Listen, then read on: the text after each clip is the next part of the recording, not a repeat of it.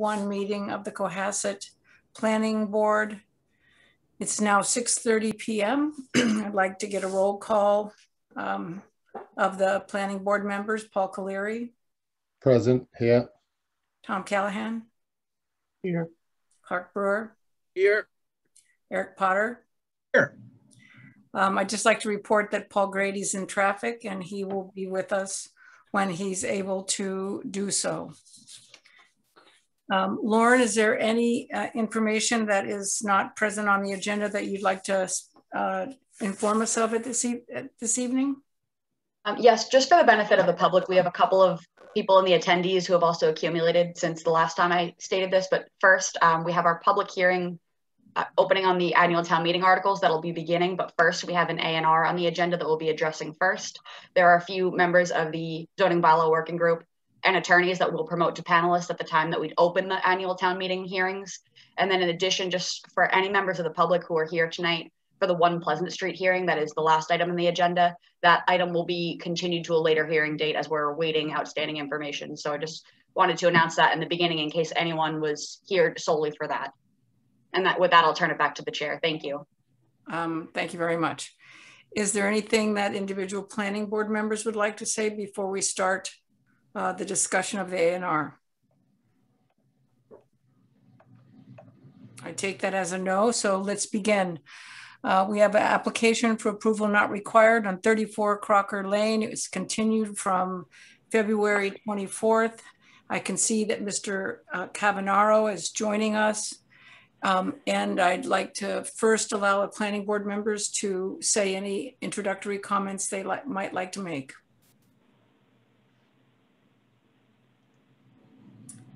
All right, with that. I'll just say that I did see the plan update and it responded to all the comments that I think I made at our last review. And I don't know if John probably wants to bring it up on the screen so he can show everybody what we'd be voting on. But I'd say it looked good. Thank you. If it's okay, Madam Chair, I'll just get right into it, if that's okay. Thank you. And if you wouldn't mind, as you're going through your documentation, could you remind us of what's changed? Sure. Thank you. I'll go back to the plan that we looked at the last time. And what changed is that previously we had the ancient right-of-way located between the two lots, and the lot line went down the middle of the right-of-way. And we were asked to essentially create a 40-foot right-of-way, move the property line so that the abutting lots abut the right-of-way. So this is the change in the plan, so that the right-of-way itself is on its own parcel. It's not a lot, but the frontage for each of the abutting lots will be on its own without meeting in the center. So John, that gives you something to take frontage from. Correct. Yep, that's good. All right, so as I remember our first conversation, Clark, you had a lot of comments. Are you implying from your first comment that this change is satisfactory relative to what you were concerned about? Not implying. I believe this answers the questions and responded to all of my comments. All right, great. Thank you very much. John, would you like to say any more? No.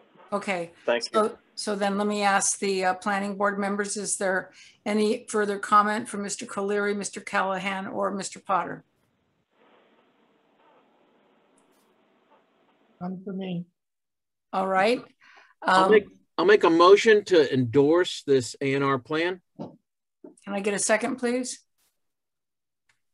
Second. Thank you. Let's do a roll call vote. Clark Brewer. Clark Brewer, aye. Tom Callahan. Aye. Paul Caleri. Paul Caleri, aye. Eric Potter. Eric Potter, aye. Amy Glassmeyer, aye.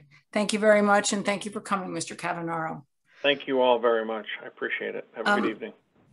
We will now proceed to open a public hearing regarding proposals to amend the Cohasset zoning bylaws. I'd like to start the conversation by turning to Ms. Lind and ask her to tee us up, and then and then she'll introduce the member of the zoning bylaw working group that will be talking to us. Certainly. Thank you, Madam Chair. Before we begin, I will need one of the members to read the public hearing notice. Our clerk, Paul Grady, is not here, so I'll turn to perhaps the vice chair. If you would read the public hearing notice, I can share it if you don't have it in front of you. Don't have it in front of me. Okay, let me share it on the screen. I hope I can read it. Tom, can you take your hand away from your mouth? Thank you.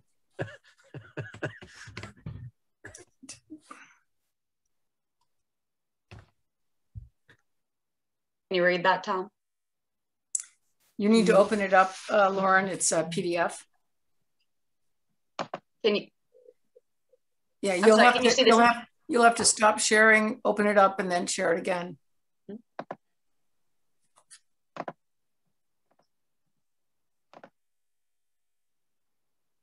Thank you. I read all of that, huh? Okay. Pursuant to Section 5 of MGL Chapter 48, the Planning Board will hold a virtual public hearing on the Zoom platform, webinar ID 839-4588-5044, password 561566, on Wednesday, March 24th, 2021 at 6:30 p.m. on the following proposals to amend the Cohasset zoning bylaws. These articles will be on the Cohasset Annual Town Meeting warrant commencing on May 24th, 2021. Article P1, Floodplain and Watershed Protection District Amendment, to see if the town will vote to amend the zoning bylaws to be consistent with the latest flood insurance rate map and flood insurance study issued by the Federal Emergency Management Agency. This update is required to remain in the National Flood Insurance Program. Article P2, ground-mounted solar photovoltaic installations overlay district amendments. To see if the town will vote to amend the zoning bylaws to add additional applicable parcels to the GNSPI overlay district to allow for solar array development atop capped landfill. Article P3, zoning map update, Whitney Spur Rail Trail reclassification.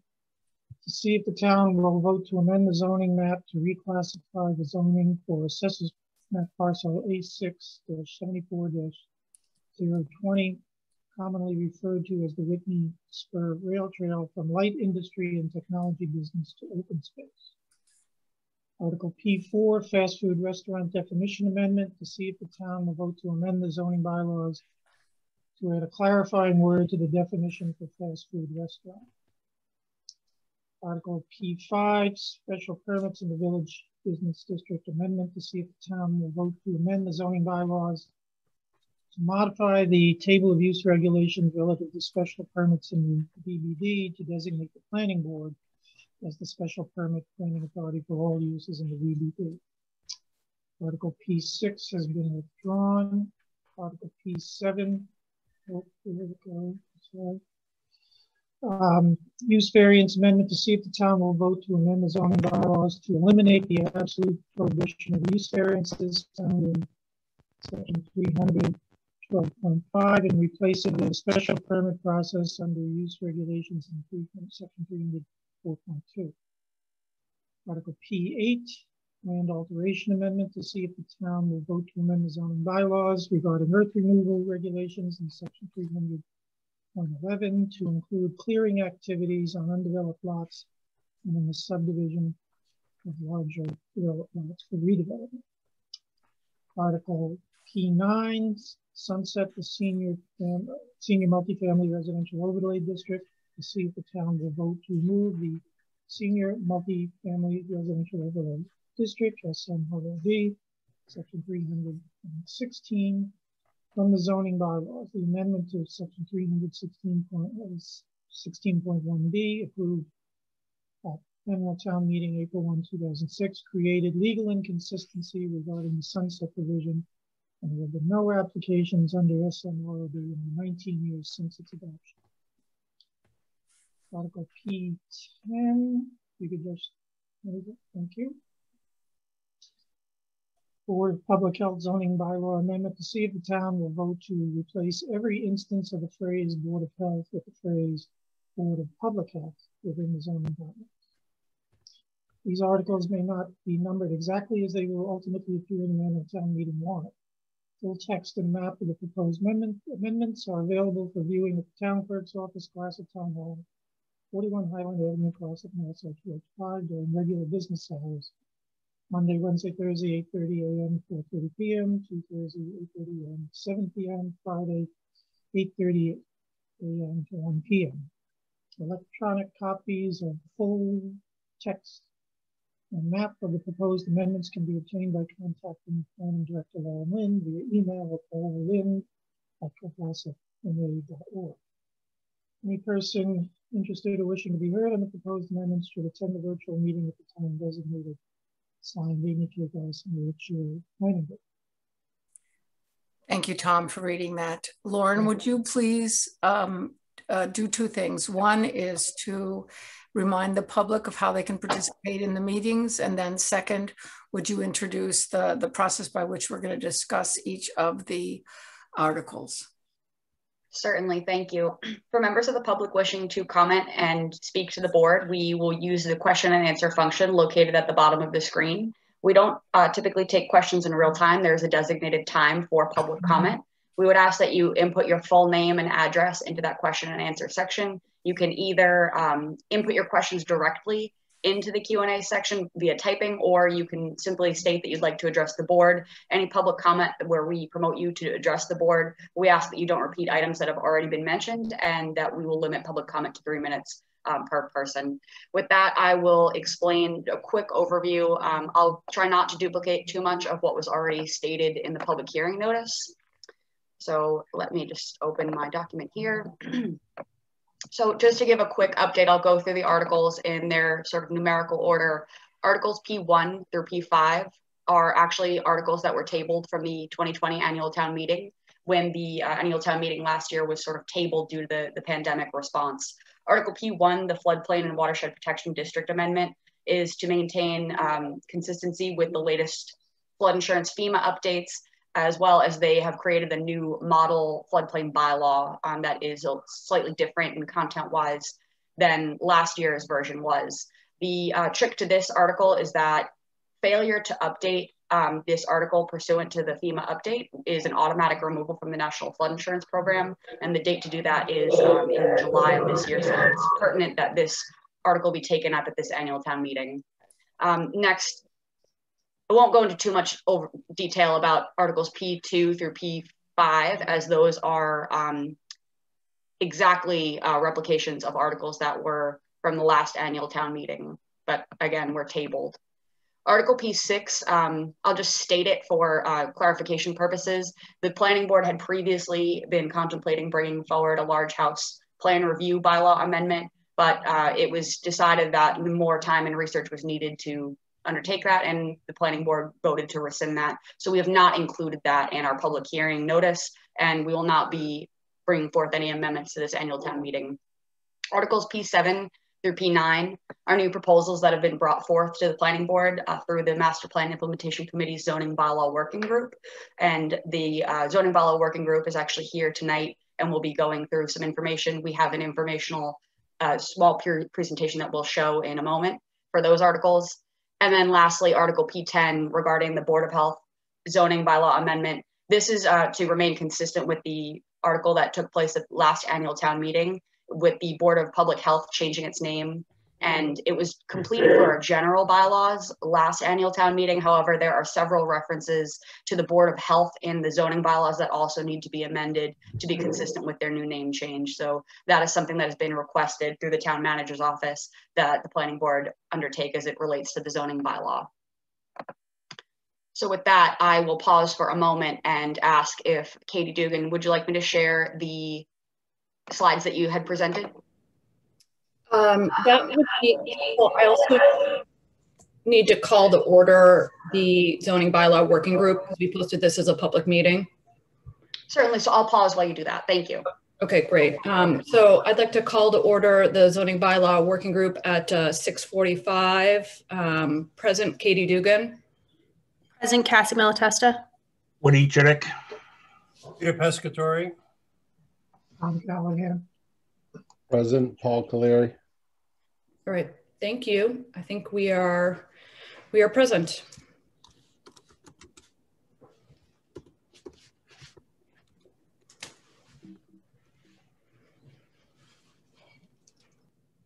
All right.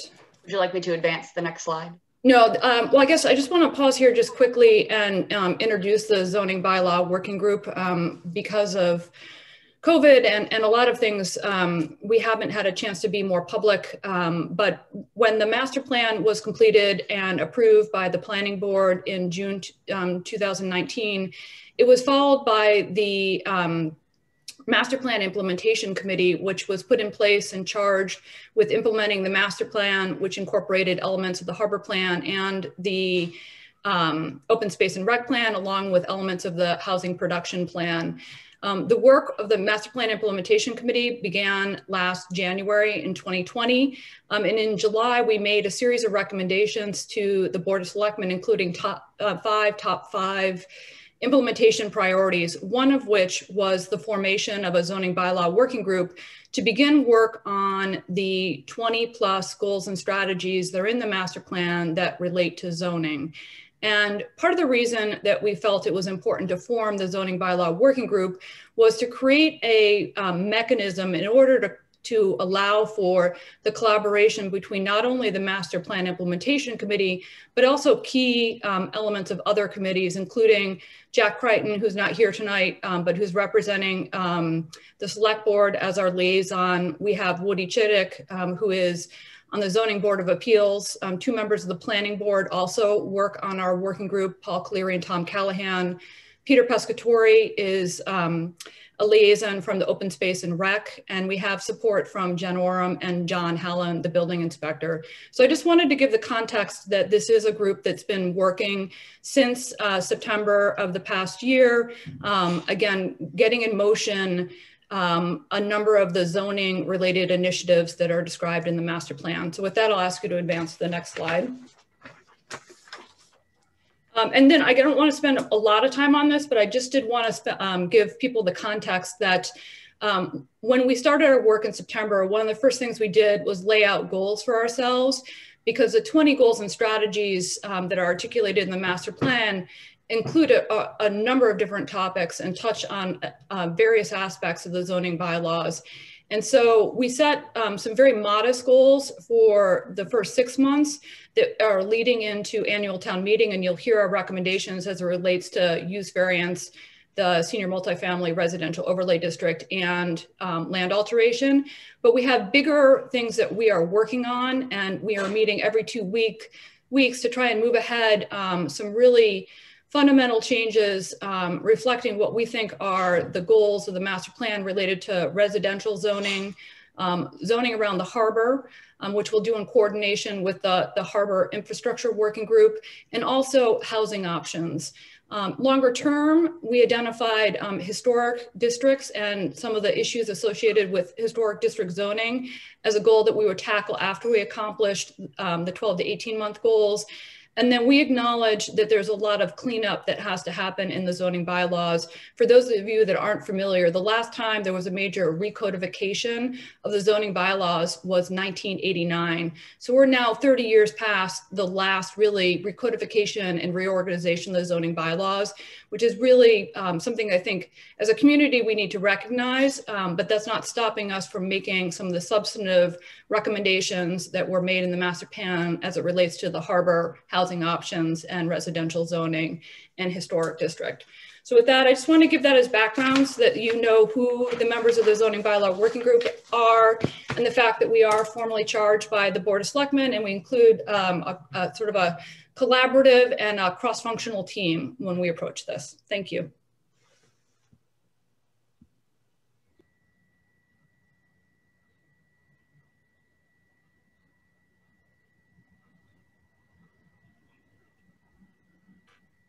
Madam Chair, you're on mute. Thank you. So let's proceed with, so Lauren, would we just basically reconfirm Articles P1 through P5? Or do we need to go into discussion of them because we had postponed them in the spring of last year? I would suggest a discussion. I have the articles ready to share, and we can quickly take a look. If there's any questions or comments, we can go that way. Okay, and members of the planning board, if you see language that you wish to change or have some clarification of, please use your hand to request speaking. I see Tom Callahan and I see Paul Caleri. I just want to clarify, since I wasn't on the board, did these 5 articles go through the Section 5 process last year? They did not. They did not. Oh, okay. No. Paul Caleri?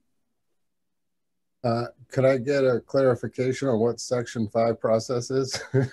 What we're doing. Say what? It's a part of the state zoning laws. Every zoning article has to go through a public hearing for review by the planning board. We followed up by a recommendation from the planning board, yes or no, on the proposed zoning change. So it's under Chapter 48, Section 5. Yep.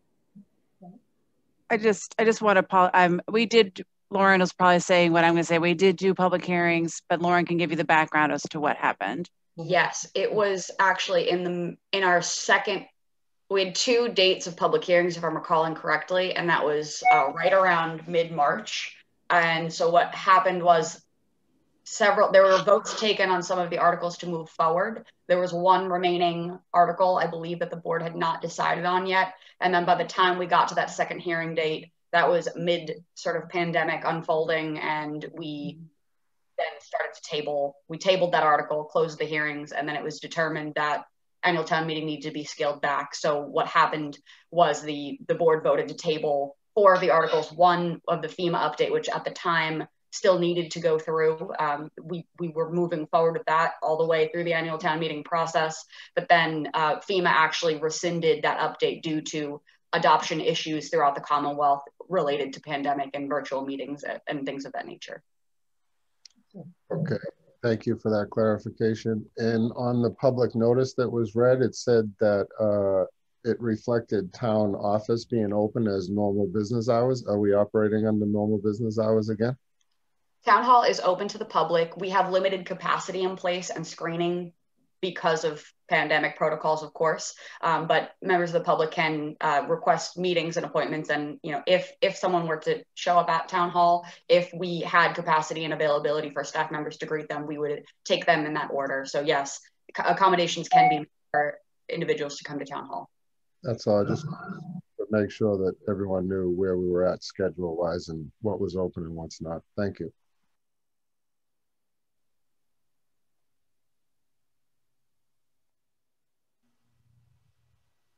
Madam Chair, you're muted again.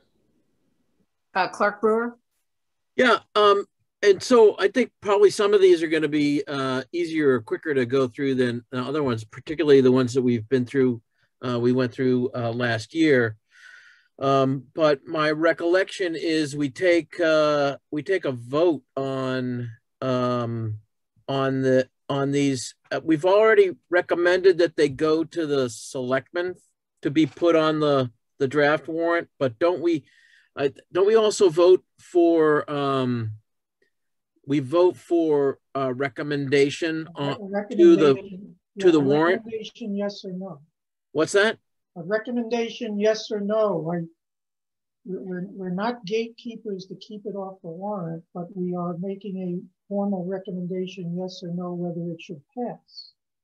Right. So generally what goes on the warrant is planning board voted 5-1 or 4-0 or whatever it is for adoption of this zoning change. But I thought there was another vote that we took as a part of this public hearing process. We could close the public hearing and then vote to close the public hearing and then vote to recommend to put it on the warrant.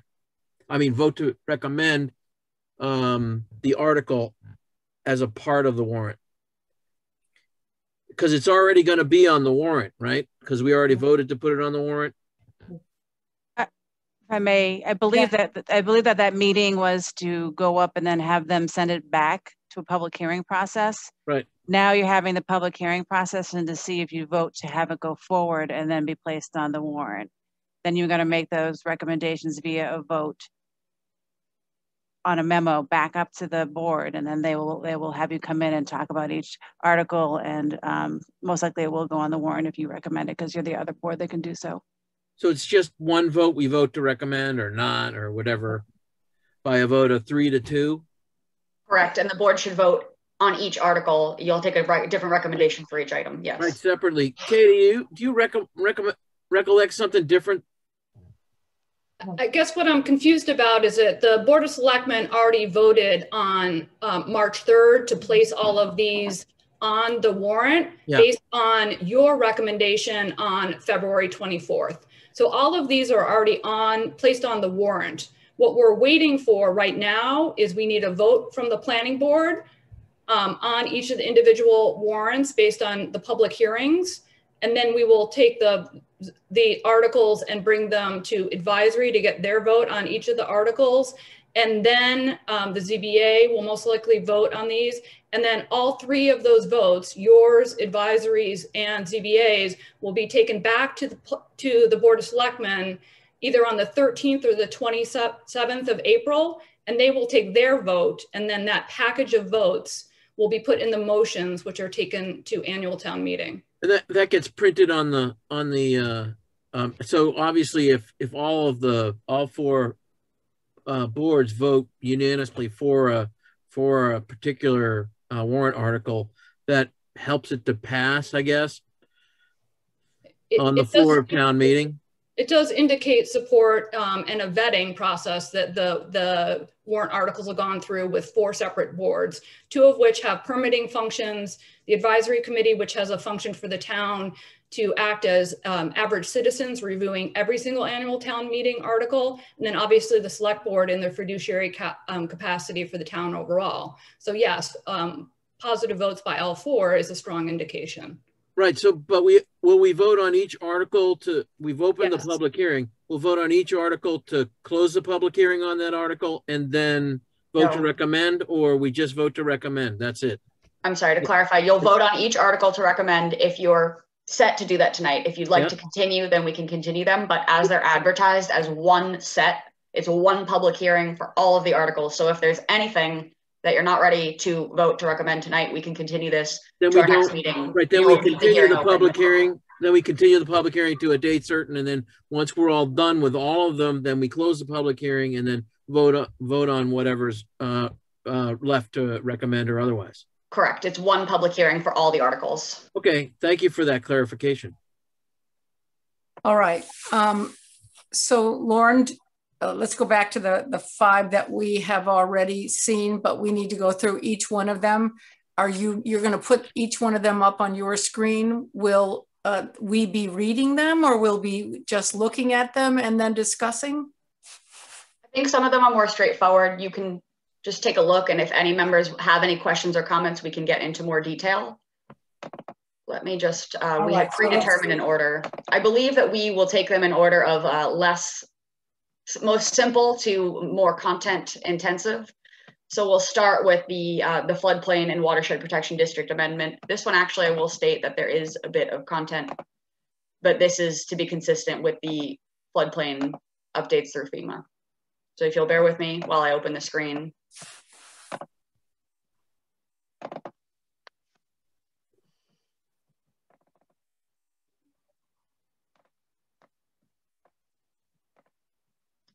Thank you. It's a lot of screens at once.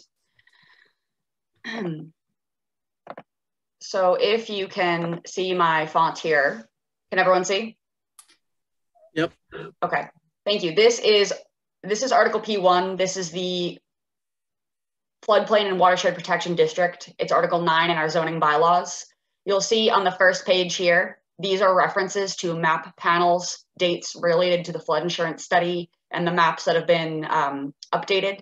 Last year, what you saw was simply an excerpt of this piece of the bylaw. because there were updated suffixes and map panels and dates that needed to be changed. This year, because FEMA has also determined that they will be doing a model floodplain bylaw update, there's more content that has been requested to be added to our bylaw. So if I will scroll down through the content of the bylaw, you'll see some pieces, you know, just stating that it's sort of procedural. There's, in my opinion, there's nothing particularly controversial here, just sort of clarifying about permit review, that there's permits required, checklists. And then this is sort of, if we scroll down further, there's several pieces that have now been added as the model floodplain requirement. And then again, a reminder, I have a map at the end here that will show you exactly what this means. And if you see here, this is the entire map area that encompasses a series of municipalities. This update is for the Cape Cod watershed, and it's inland bodies of water, it's not coastal floodplain. So you'll see Cohasset is this small excerpt over here of Norfolk County, and each one of these is called a map panel. So the suffix and dates of validation are changing for some of these. So when we refer to the map changes, it's this sort of map, and then the language content changes are to reflect the model floodplain bylaw. So I'll pause. I see we have some questions. Lauren, could you just put your font at 100% versus the 75? I don't know if others are having a hard time, but on my computer. Yeah, it's pretty tough to read. Yeah, it's the bigger I go, the less I can have on my screen at once. Okay, even that's a little bit. I should probably get my glasses. So if I'll scroll. So this is a lot of the content, sort of just stating procedural, you know, building code, floodplain standards, ensuring compliance. There's a whole area of definitions that previously was not included in here that is now requested to be compliant. These are definitions continued.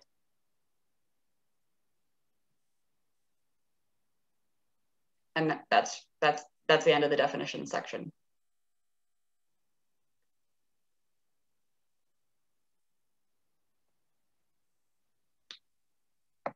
I'll stop my share for a second. Clark Brewer and Tom have questions. Clark Brewer and then Tom. I just want to make a motion, so whenever you're ready for that. Clark Brewer. Yeah, and I would agree at this point with Tom that there's really no reason to not recommend this, since it's a requirement of the flood insurance program. It would be a great jeopardy to the citizens of Cohasset to not be eligible for flood insurance. So I'd say, unless other board members have any comments, that Tom should go ahead and make a motion. Tom? Make a motion that we recommend the passage of Article P1. Second. Roll call vote. Clark Brewer. Clark Brewer, aye. Paul Caleri. Paul Caleri, aye. Tom Callahan. Aye. Tom Callahan, aye. Eric Potter. Potter, aye. Amy Glassmeyer, aye. This has passed, so we move to the second article, P2, ground-mounted solar photovoltaic installations overlay district amendment. Madam Chairman, could I make a comment? Yes, Mr. Durentis. This is supposed to be a public hearing. And so before you take a vote on any of the articles, it would make sense that you open the discussion up for the public to make a contribution or have comments. Maybe there aren't any, you could see better than from me, but from where I was watching, it didn't seem like you called for an opportunity for the public to be heard on that article. Thank you. You're right about that. I don't know that I can roll back where I was in order to enable public comment. May I do that? Yes, I would at least find out whether or not there is public comment. Because the purpose of tonight is for you to listen to the public. Right. Lauren, is there any public comments on the flood plan insurance program? There's one comment in the Q&A section, and it is relative to Article P8. That's okay. So nothing on P1. Correct. All right. But from here on out, I will ask for that. Thank you very much. So Can I make one other comment? You may. To the questions that Clark Brewer was asking, ideally, you're not only going to take a vote in favor or opposed to or recommend the article. The process under 40A Section 5 is for you to have a report. And the report is to say why. Not just you support this and you think it should be adopted, but some explanation to the voters as to why it should be adopted. So it's more than just a linear yes or no. It's more, it's fulfilling a duty as planners to the community to explain to them what your thoughts are with regard to the article that they're being asked to vote on. Thank you. So in this particular case, in light of the level of change in the language on the document, I would recommend that we would have to read the changes that are in red, and probably read the entire document in order for the public to be informed about the content of the warrant article. It will be a part of the warrant article. It'll be printed. May I ask a question? Yes, Ms. Smith. To Attorney Durensis, my understanding, and please correct me if I'm wrong, is that the board should vote a recommendation so that it can be included in the warrant, but then that the planning board's written recommendation can be given either orally at town meeting or can be written and published in the warrant at a later time, that it doesn't have to be at the time of the public hearings. That's correct. Okay. But it's just somewhere along the way. He was asking what the duties were of the planning board. Okay. And somewhere along the way, there should be a report, whether given at town meeting or not, and that should be voted on by the board as a whole. Now, does the report need to happen at the time of the public hearings, or can we fashion a report and the planning board vote at a later meeting date? At a later meeting date, yes. All right, thank you. Tom Callahan? The report's going to be one sentence if you would like me to add a report right now. The report is that it's beneficial to the town, otherwise we will lose flood insurance protection for the residents of the town. Period. That's the report. I just want to move this along and not overcomplicate something that isn't complicated. Well, I appreciate that, Tom, but if there is an expectation that the content be evaluated with more detail than what you're suggesting, we can provide the time to do that before we take this to town meeting. Well, we already voted to recommend it. Right. Yeah. We could at any meeting between now and town meeting, we could go through the warrant articles again and fashion a report and vote on it as a board. Well, this one is the one that has the most substance that's been changed. So it would seem to me that we should at least consider that as a possibility. It's extremely easy to understand why we're making the change, however. I'm just, whatever, do whatever you like. I'm just trying not to complicate this. Jen Oram? Apologies. So what we will be doing after both the hearings are concluded is drafting a memo up to the Board of Select Board, reviewing all the votes, the recommendations, and why the board has approved it or not. So that will be the report. That's how we do it. It goes into the report and the folder for the Form 7 that goes to the AG. That's what I was referring to earlier, and I wasn't clear. So we can do it then, but we can also readdress it if that's the board's wish. I just wanted to add that. All right, thank you. Lauren, does Mr. Grady need to indicate his presence? Yes, thank you. Our planning board member, Paul Grady, has joined us at 7:10. All right. He's been here for a little bit. Well, thank you, Paul. You're welcome. How you doing, Lauren? Doing well, thank you. So, Madam Chair, shall we proceed with Article P2? Please. Thank you.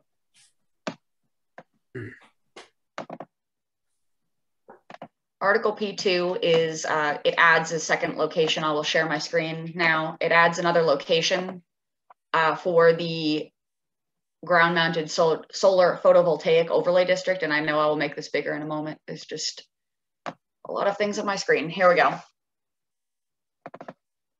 So this is to add the language in bold, which would allow a second location entitled the Crocker Lane landfill site.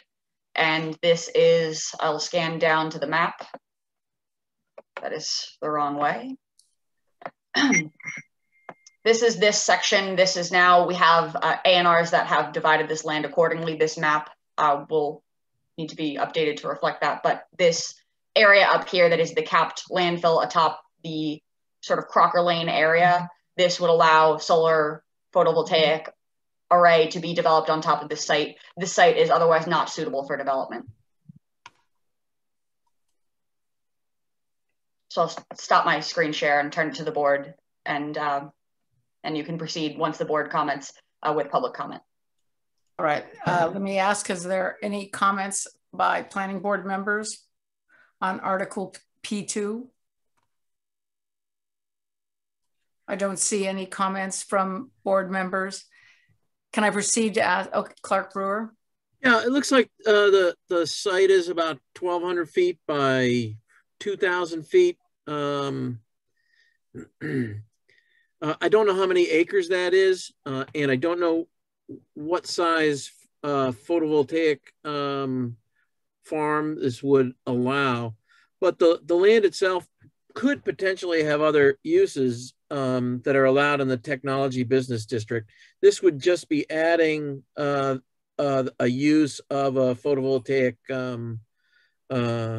electrical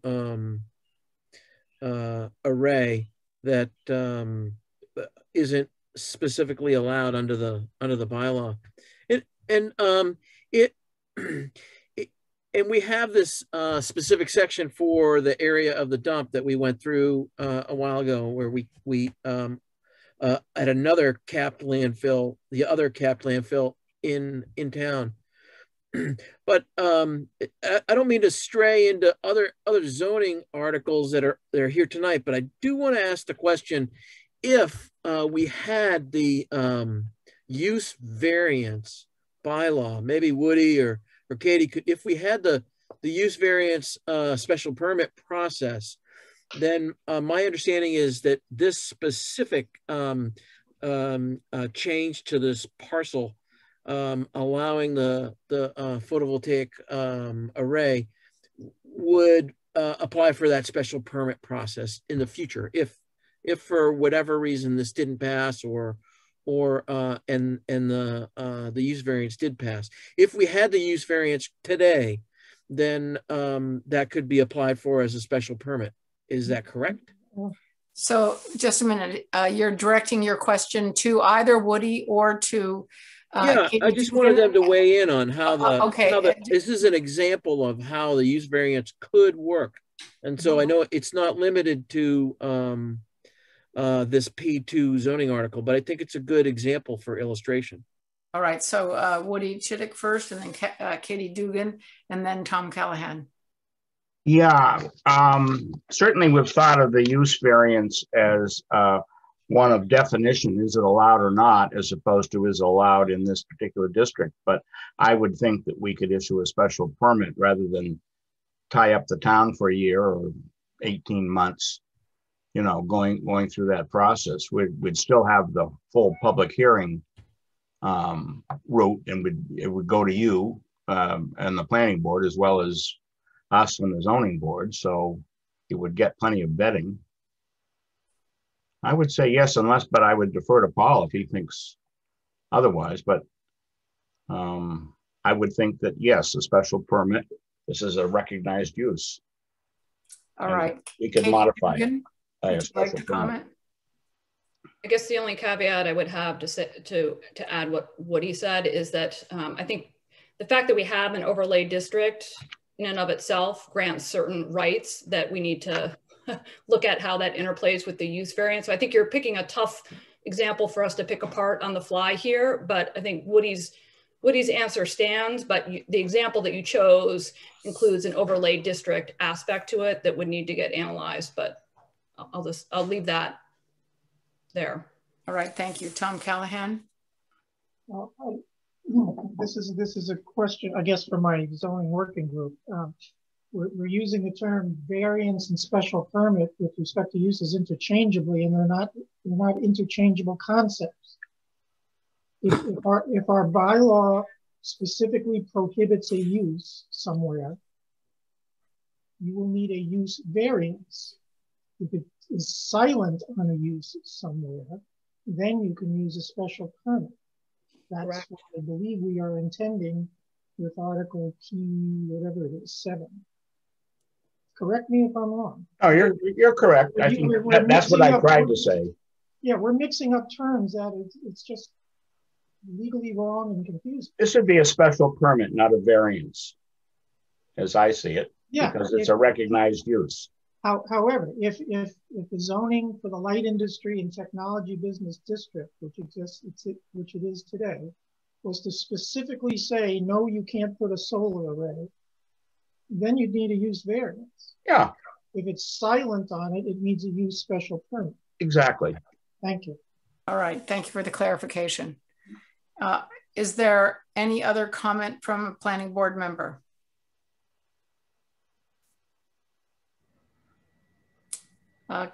Then may I get a motion, please? Just one more comment. I think that capped landfill is a perfectly reasonable use for a photovoltaic array in that there are lots of limits to capped landfill. You can't put buildings on it. You know, there's not a lot you can do, and we have a precedent over at the town property for this specific use for cap landfill. All right, thank you. Paul Caleri. Thank you, Madam Chair. I was just thinking maybe you should open it up to the public. I know I can see from the question and answer that there isn't any, but just to keep. Correct. Is there anyone in the audience that would like to make a comment? Lauren, do you see anyone? All right, thank you. Thanks, Paul. With that, may I get a motion, please? I'll make a motion to recommend for the warrant, the adoption of P2 solar overlay amendment. All right, may I get a second? Second. Okay, roll call vote. Clark Brewer. Clark Brewer, aye. Paul Callahan. Okay. Tom Callahan. Gee, Paul, we've been merged as one. Aye. I'm sorry, Tom Callahan, aye. Thank you. Paul Caleri. Paul Caleri, aye. I'd be happy to vote, but I don't know. Do you need me or now that we don't need you? I can set you aside. It's always a question of courtesy, but thank you for that. Paul Caleri, aye. Paul Grady. Paul Grady, aye. Eric Potter. Potter, aye. Amy Glassmeyer, aye. Thank you. Passed. Article P. Comments. Article P3, zoning map update, Whitney Spur Rail Trail reclassification. This is a relatively simple update as well. The Whitney Spur Rail Trail, I'll show you a map. Actually, I'll just show it to you now. This is the Whitney Spur Rail Trail. It's currently zoned. There's this purple sort of wiggle, if you will. And then you also have this dark piece that's the same sort of parcel. So right now, its current zoning is light industry district and a portion of technology business. The light industry is sort of a remnant of back when this actually was an active rail line. And what we're proposing now is to change the zoning of the parcel to be consistent with its current use, and that would be open space.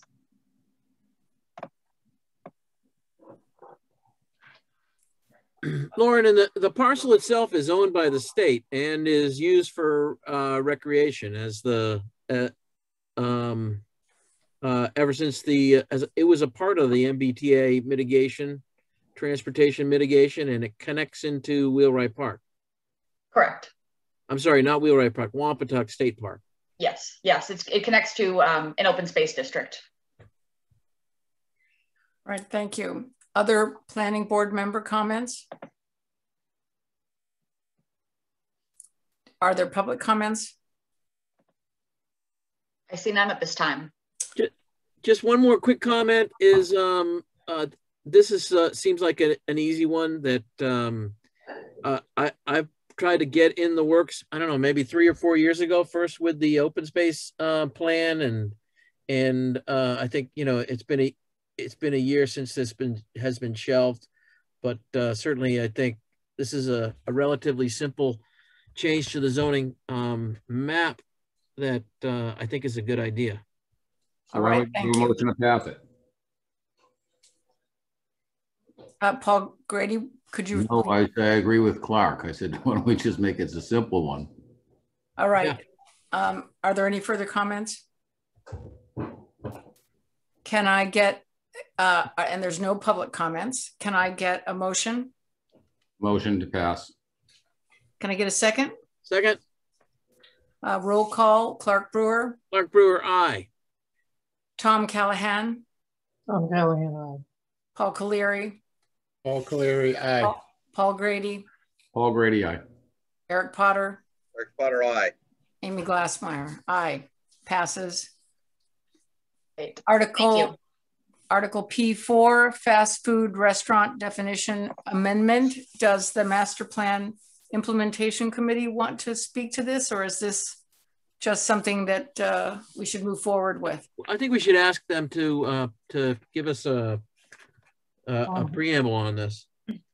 Excuse me, I'm sorry. That Article P4 was not one of the ones that the zoning bylaw working group was bringing forward. This was one of the ones, the fast food restaurant definition from last year. Let me share. Right, and this is in relationship. This was your idea, not ours. That's okay. So is there any discussion of the fast food restaurant definition amendment? I still want to know how Dunkin' Donuts and Starbucks don't fall into this amendment. If you look, so that's fine, but never mind. Let's stick to the point. Is there any discussion specifically about this amendment or of this article? Woody, if I remember correctly, you were a primary advocate for this last year. Yes. Could you just give us an example of how you think this would solve a problem that you've seen in the past with the Zoning Board of Appeals? Yeah, this emerged with the Sandy Beach bathhouse, where it was alleged by some citizens that the business of the Sandy Beach Association and bathhouse was the serving of fast food. Well, we had a public hearing, and it was pretty clear that isn't their principal business. It was ancillary to providing, changing rooms, et cetera, et cetera, et cetera. I won't go into all that they do. Yes, they have a business, a small business, of serving sandwiches at noon, but it's not a restaurant. And we thought we'd define that not just for that situation, but as I think most of us, if not all of us, are aware, the high school football field, Milliken Field, serves hot dogs. Hot dogs are served at the and snacks are served at the youth soccer field. They're served at the baseball field, and food is served at the swim center. Now, none of those have their primary business as the service of food. So we thought we'd just define a little more clearly that they can have food, but if it were ever to become, it wouldn't become principal or primary. It just wouldn't. Woody, so it's an accessory use, right? It's an accessory use to a main use. Yeah. And this further defines that it is an accessory use instead of a principal Correct. use. Yeah, Okay. it's ancillary, accessory, you know, use your word, but the zoning word would be accessory. Yeah. Paul Grady. This question for Woody. So this doesn't open us up to a Burger King with a playground or a McDonald's or a Taco Bell on 3A, does it? Their primary business is a service of food. So they wouldn't qualify from the get-go here. Good. It would be the opposite. And fast food, there are restrictions, as Tom mentioned, about who can serve food and where. All right. No, I just wanted to clarify myself. Yeah. No, it's a good question to ask. All right, I don't see any more comments from planning board members. Are there comments from the public? I see none in the question and answer section at this time. All right, thank you for that. Then can I get a motion for Article P4, fast food restaurant definition amendment? Make a motion to recommend the P4 fast food restaurant definition amendment. I'll second it. Second, thank you, Paul. Alpha order, Clark Brewer. Clark Brewer, aye. Tom Callahan. Callahan, aye. Paul Caleri. Paul Caleri, aye. Paul Grady. Paul Grady, aye. Eric Potter. Eric Potter, aye. Amy Glassmeyer, aye. P4 passes. Article P5, special permits in the Village Business District Amendment. This amendment, in essence, it changes the special permit granting authority for these two uses, detached one-family dwelling and veterinarian practice, within the Village Business District to allow it to be the planning board. The reason behind this is that the planning board is the special permit granting authority for all other uses in this district. It's actually been sort of questioned as to whether this was sort of a Scribner's error when we did the table of area regulations, but at this time we would like to do this so that it's consistent and that the planning board is the special permit granting authority for all uses within this district. Yeah, and I'd just like to interject that the zoning board is entirely in favor of this. I do think it was an error. Everything else was changed a year or so ago, except these, and makes no sense to leave that with the zoning board. All right, let me see if there's any further comments from planning board members. Okay, thank you. Is there any comments from the public?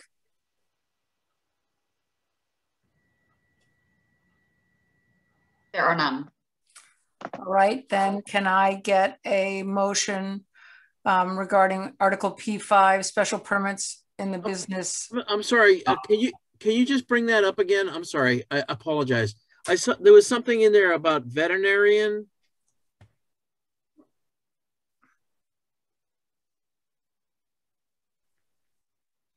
I think that was it looked like it might have been a holdover from something else. So the last thing, special permit to establish a planning board as a special permit for detached one-family dwellings and veterinarian practice. Okay, yeah, all right, okay, okay, I'm fine. Thank you. All right. Can I get a motion? Make a motion to pass the change. Can I get a second, please? Second. Roll call vote. Clark Brewer. Clark Brewer, aye. Tom Callahan. Tom Callahan, aye. Paul Caleri. Paul Caleri, aye. Paul Grady. Paul Grady, aye. Eric Potter. Eric Potter, aye. Amy Glassmeyer, aye. Thank you. Article P7. Madam Chair. Yep. I'm sorry, a question. Earlier we discussed potentially taking Article P10 out of order since it's a relatively simple one. Would you still like to do that? Yes, correct. That's right. Thank you. So I'll share again. Article P10 is the article that will allow just every instance of the phrase Board of Health to change to Board of Public Health in the zoning bylaws. And this is to be consistent with the amendment that was made in the general bylaws at annual town meeting last year. Is there any comments from the planning board members? No comment. I'm for this. All right. Can I, is there any comments from the public?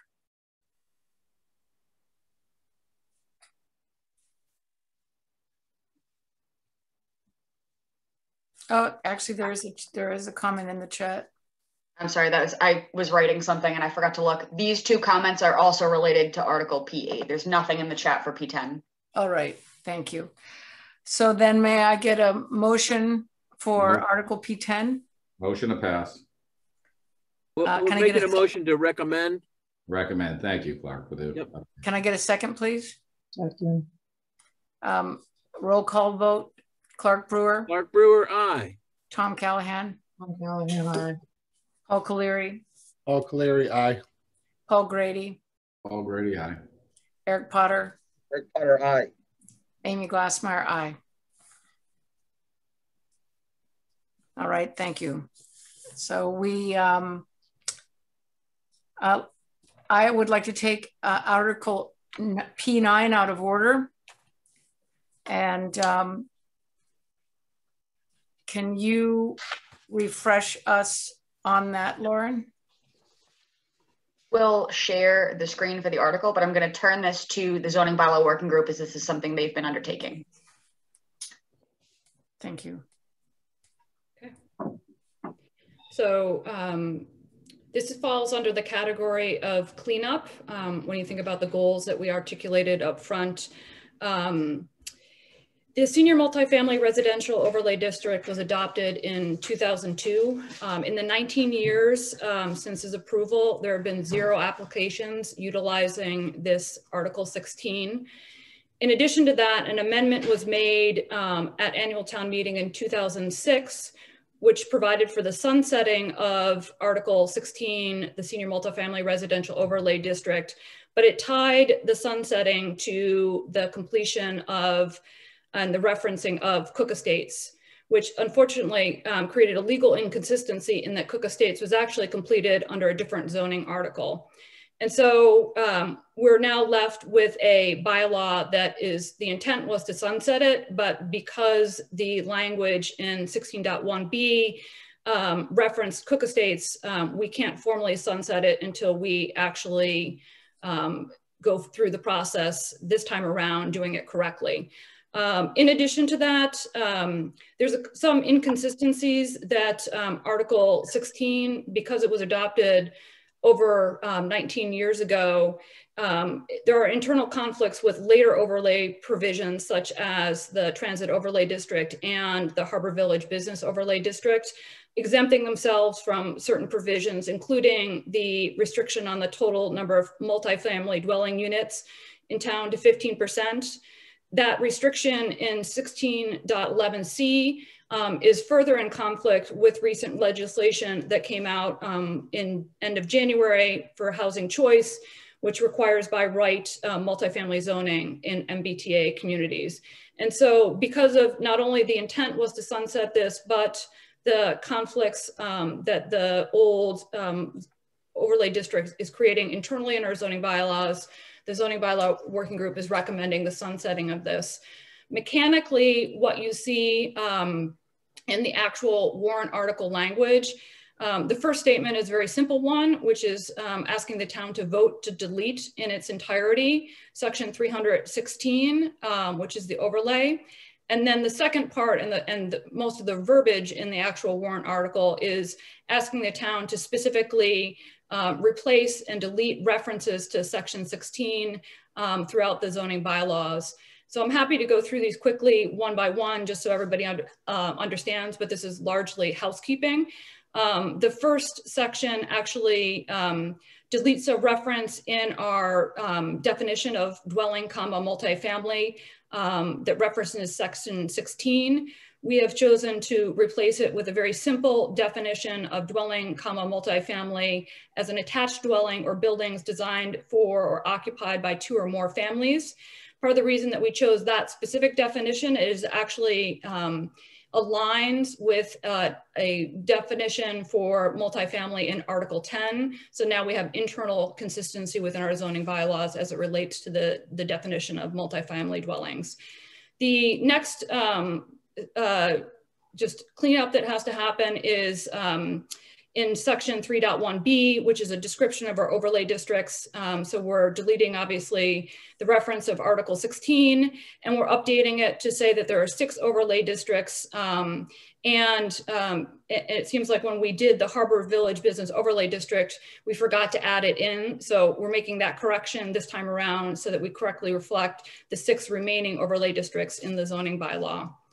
The next deletion is in 4.3n, which is, again, just a small reference to Article Bylaw 16. We're replacing it with this, exactly the same language, minus the reference to Article 16. And then similarly, in section 17.10a, there's a reference to 11.c, which we are deleting and replacing it with language it's exact minus the reference. And then the last one, again, is there's in section 22.9a, there's a reference to Article 16 again. And we are deleting that reference, and as a result, renumbering the subsequent 2 from a B to an A and a B to a C. Excuse me, a C to a B.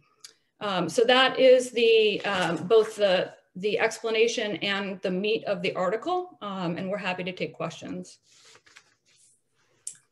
Are there questions or comments from the planning board? Yes, thank you for following through on the nitty gritty of the references that were in the zoning bylaw. It's interesting, you know, like the previous one that covered SP as opposed to SPP. Sometimes we miss things and that it caused problems for people down the road. So I really appreciate you and your committee's thoroughness in reviewing this particular change. Thank you. Are there other comments from planning board members? I don't see any. Are there comments from the public? I do not see any. Yeah. All right then. Can I get someone to, with no further comments, can I get someone to make a motion to sunset the senior multifamily residential overlay district, Article P9? I'll make a motion to recommend P9 for the warrant article. May I get a second? I'll second it. Roll call vote, Clark Brewer. Clark Brewer, aye. Tom Callahan. Tom Callahan. You're silenced. Tom Callahan, aye. Paul Caleri. Paul Caleri, aye. Paul Grady. Paul Grady, aye. Eric Potter. Eric Potter, aye. Amy Glassmeyer. Thank you. All right. I'd like to now return to the original order and take up Article P7, Use Variance Amendment, and turn this back over to the Master Plan Implementation Committee. Ms. Dugan. Okay, thank you. So use variance, we are recommending a change to the previous prohibition of use variances under section 12.5. For more than 40 years, our bylaws allowed for use variances in cases where the zoning bylaws were silent on a specific use. At annual town meeting in 2001, there was a motion on the floor of town meeting that was passed with no vetting by any other town board, prohibiting variances in all districts for unmentioned uses.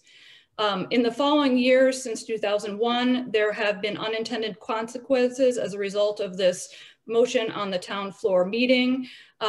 Examples include the veterinary offices that were looking to be located on CJC, and because it was not stated as a specific use, it was not granted a variance, and as a result, it was a rather cumbersome process not only to pass a specific use in annual town meeting, but then run that all the way up through the AG to get final approval. In addition, there are commonly accepted uses that are currently undefined and unmentioned that actually exist in our town. And examples of those are inns, assisted living facilities, elder housing, and group homes. What we are recommending here is a return to what was the process for a number of years. And it's also important to underscore that this is actually, this prohibition of variances for unstated is not common in the Commonwealth.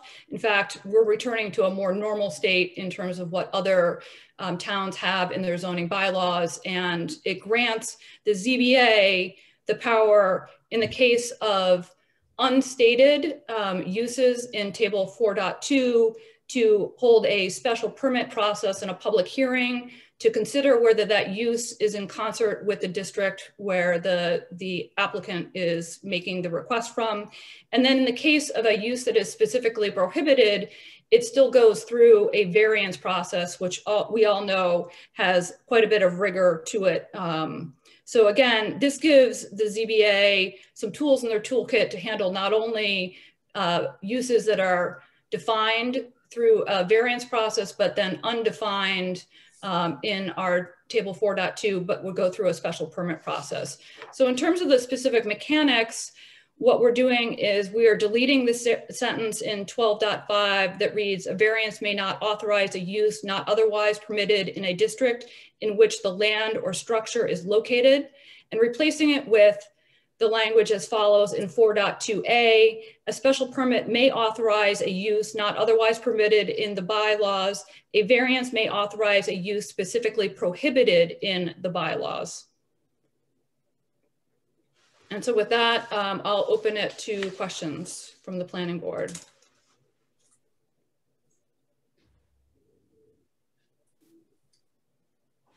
Are there comments from planning board members? Any wish for clarifications? So with the variance standard, the Mass General Laws variance standard would apply. Someone would have to show a demonstrated hardship, not a financial hardship, and prove that whatever is being proposed is not substantially more detrimental to the neighborhood. Is that my understanding of how that would be evaluated?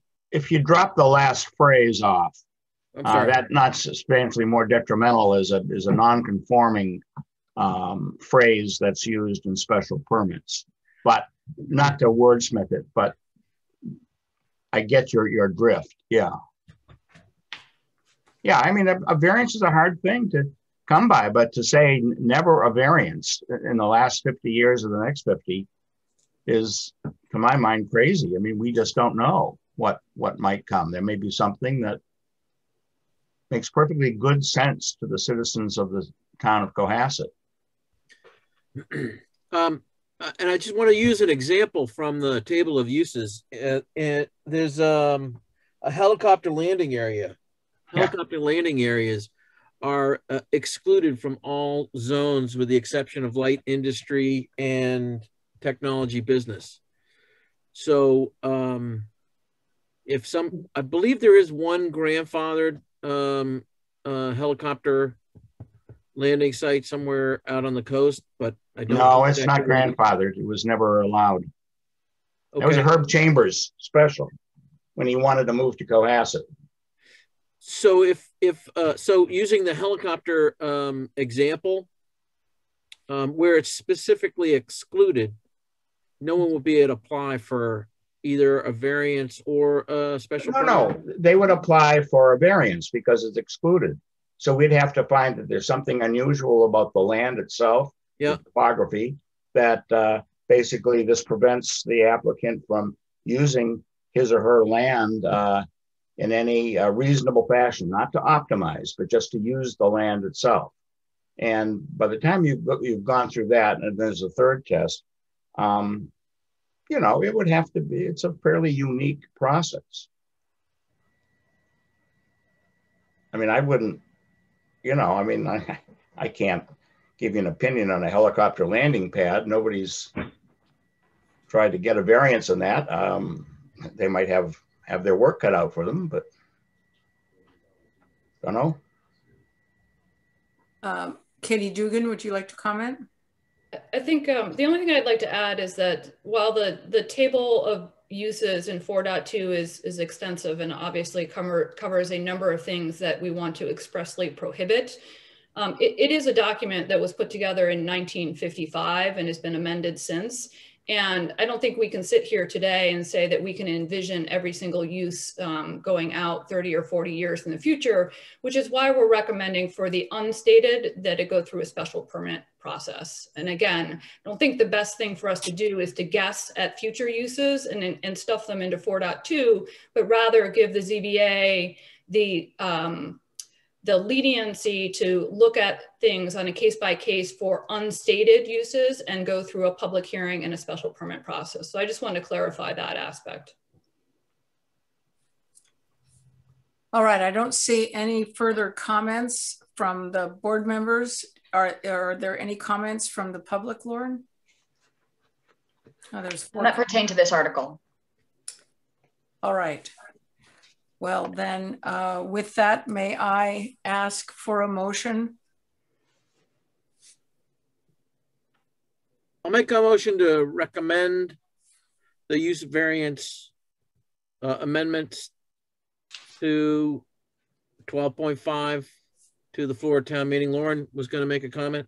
I'm sorry, we got a comment on this at the last moment. Okay. It's from Ann Brophy. There's no address listed here, but she says, my comment on this would be, I would be hesitant to take away existing restrictions. I think the instant of the vet situation was unique and that other changes could be made to accomplish the same thing. If the door is open a crack, it may fly open. I would not be in favor of this. And those are the only comments that we have. Thank you. I guess my only response back is that we're not opening the door here. We're using existing processes, including the variance and the special permit, to control. Yeah, I would add that I can think of a couple of instances that I'm not going to get into for other reasons, where prohibiting a variance or a special permit in this case could be more harmful to the citizens than beneficial. Prohibiting. There are times when you'd want to make a change. But as anybody knows, and I assume the person who raised her hand knows, we give out variances once every 2, 3, 4 years, no more frequently than that. This is not opening the door a crack. All right, are there any further comments from the public? All right, Paul Grady. Just for Ms. Brooks, I'd ask Woody maybe to elaborate a little bit for the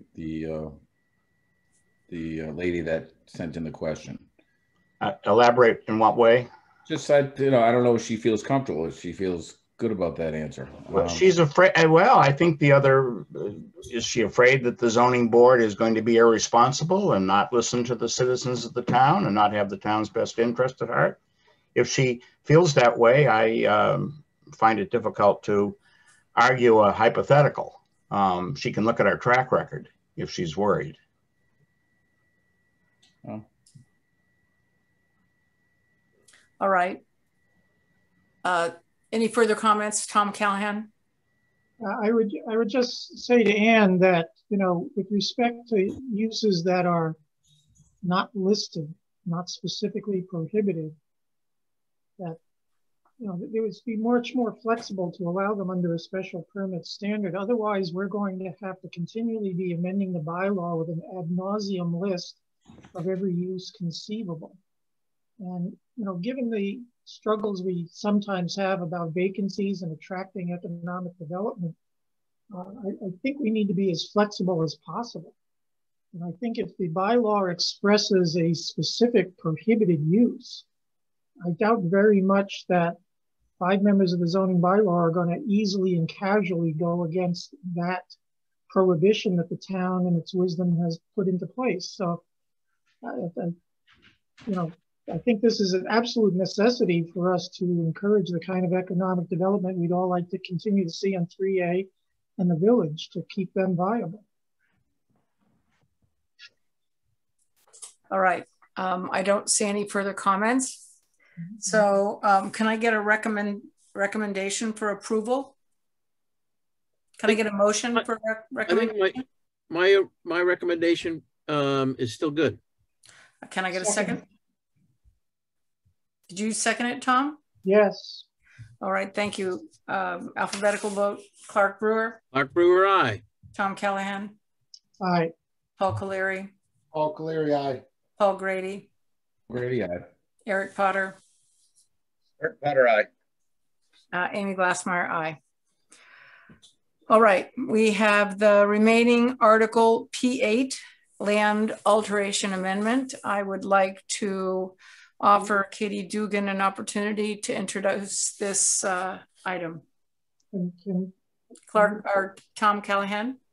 Don't we have a public hearing for Pleasant Street that we're going to open and continue, and can we just do that and get it out of the way? Because the discussion of this article may be more protracted. So I would, you know, I thought we had the hearing scheduled for 7:45, but I could. Oh, we did have the hearing was, yes. We have to move to continue. Then we have to have, does Paul Grady have the document to read and open up the hearing? Lauren? We don't have to reopen. Yeah, we just have to continue. It's an open public hearing. We've just, right. We just have to continue to tonight. All right. Make a motion that we continue the hearing for 1 Pleasant Street to April 14 at what time, Lauren? 7 p.m. 7 p.m. Second. Can I get a roll call vote? Clark Brewer? Clark Brewer, aye. Tom Callahan, aye. Paul Caleri? Paul Caleri, aye. Paul Grady? Paul Grady, aye. Eric Potter? Potter, aye. Amy Glassmeyer, aye. And all right, thank you. Now, maybe Lauren can just quickly explain for the public why it was continued.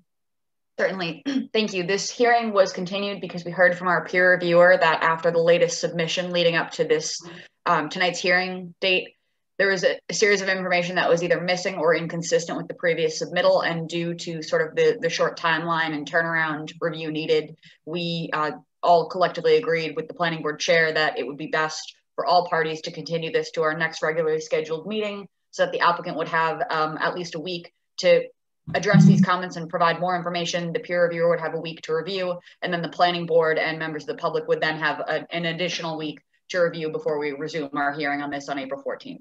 So that is the reason why we'll be continuing, and we will be in touch with more information shortly. Thank you. All right. Now let's move on to the last article, Article P8, Land Alteration Amendment. And would Miss Katie Dugan like to speak to this? Sure, I'll start the discussion, and obviously members of the zoning bylaw working group that have worked hard on this with me are certainly welcome to jump in if I miss something. Just as background, the land alteration bylaw that you see before you was developed and informed by input from previous public hearings and deliberations on similar land alteration bylaws in 2017 and in 2020. In addition, the master plan articulates the goal of actually establishing a land alteration management program. And as lead up to this, the zoning bylaw working group completed additional research, including discussions with the MAPC and Cape Cod Commission planning organizations. We did benchmarking on 9 similar bylaws in Massachusetts communities as it relates to clear cutting and clearing activities. And in Cohasset itself, we gathered and documented 15 examples of land alteration, which was detrimental to Cohasset, and analyzed those in terms of what type of land was actually being impacted, and came to the conclusion that of those 15 examples we were able to identify over the last 5 years, 70% of the cases of land alteration were taking place on undeveloped or raw land, and 30% were taking place when it was a redevelopment or subdivision of a larger residential parcel in Land Use Code 101. What you see before you tonight is technically a replacement of the existing Article 11, which governs earth removal, and replacing it with a framework for a land alteration bylaw that addresses two parts. First, clearing activities into section 11.2, and then earth removal, which is a continuation of existing language in our bylaws today in 11.3. In addition, we have added in 11.4 an important prohibition for land alteration activities, causing them to not be able to begin prior to the issuance of a building permit by the town or written approval by the planning board, the Concom, or issuance of a clearing activity special permit as contemplated in the new 11.2. So I think it might make sense for us to kind of walk through this section by section. I'm obviously not going to go through all the language, but I'll try and go through it in enough detail so that people have an understanding behind the intent. And so in section 1, this is the purpose and intent of the land alteration bylaw. We are specifically recommending the addressing of clearing activities, which is clear cutting and earth removal. In previous versions of this bylaw, specifically in 2017, it included areas related to grading and ledge removal. We actually chose not to include those in this version of it, but again, are setting up a framework where we believe we can add to it going forward. When we looked at the problem statement, we were very clear that the tree cutting and the clearing activities were the most visible and were one of the ones that received quite a bit of comment by the community. And were also the easiest to tackle and measure.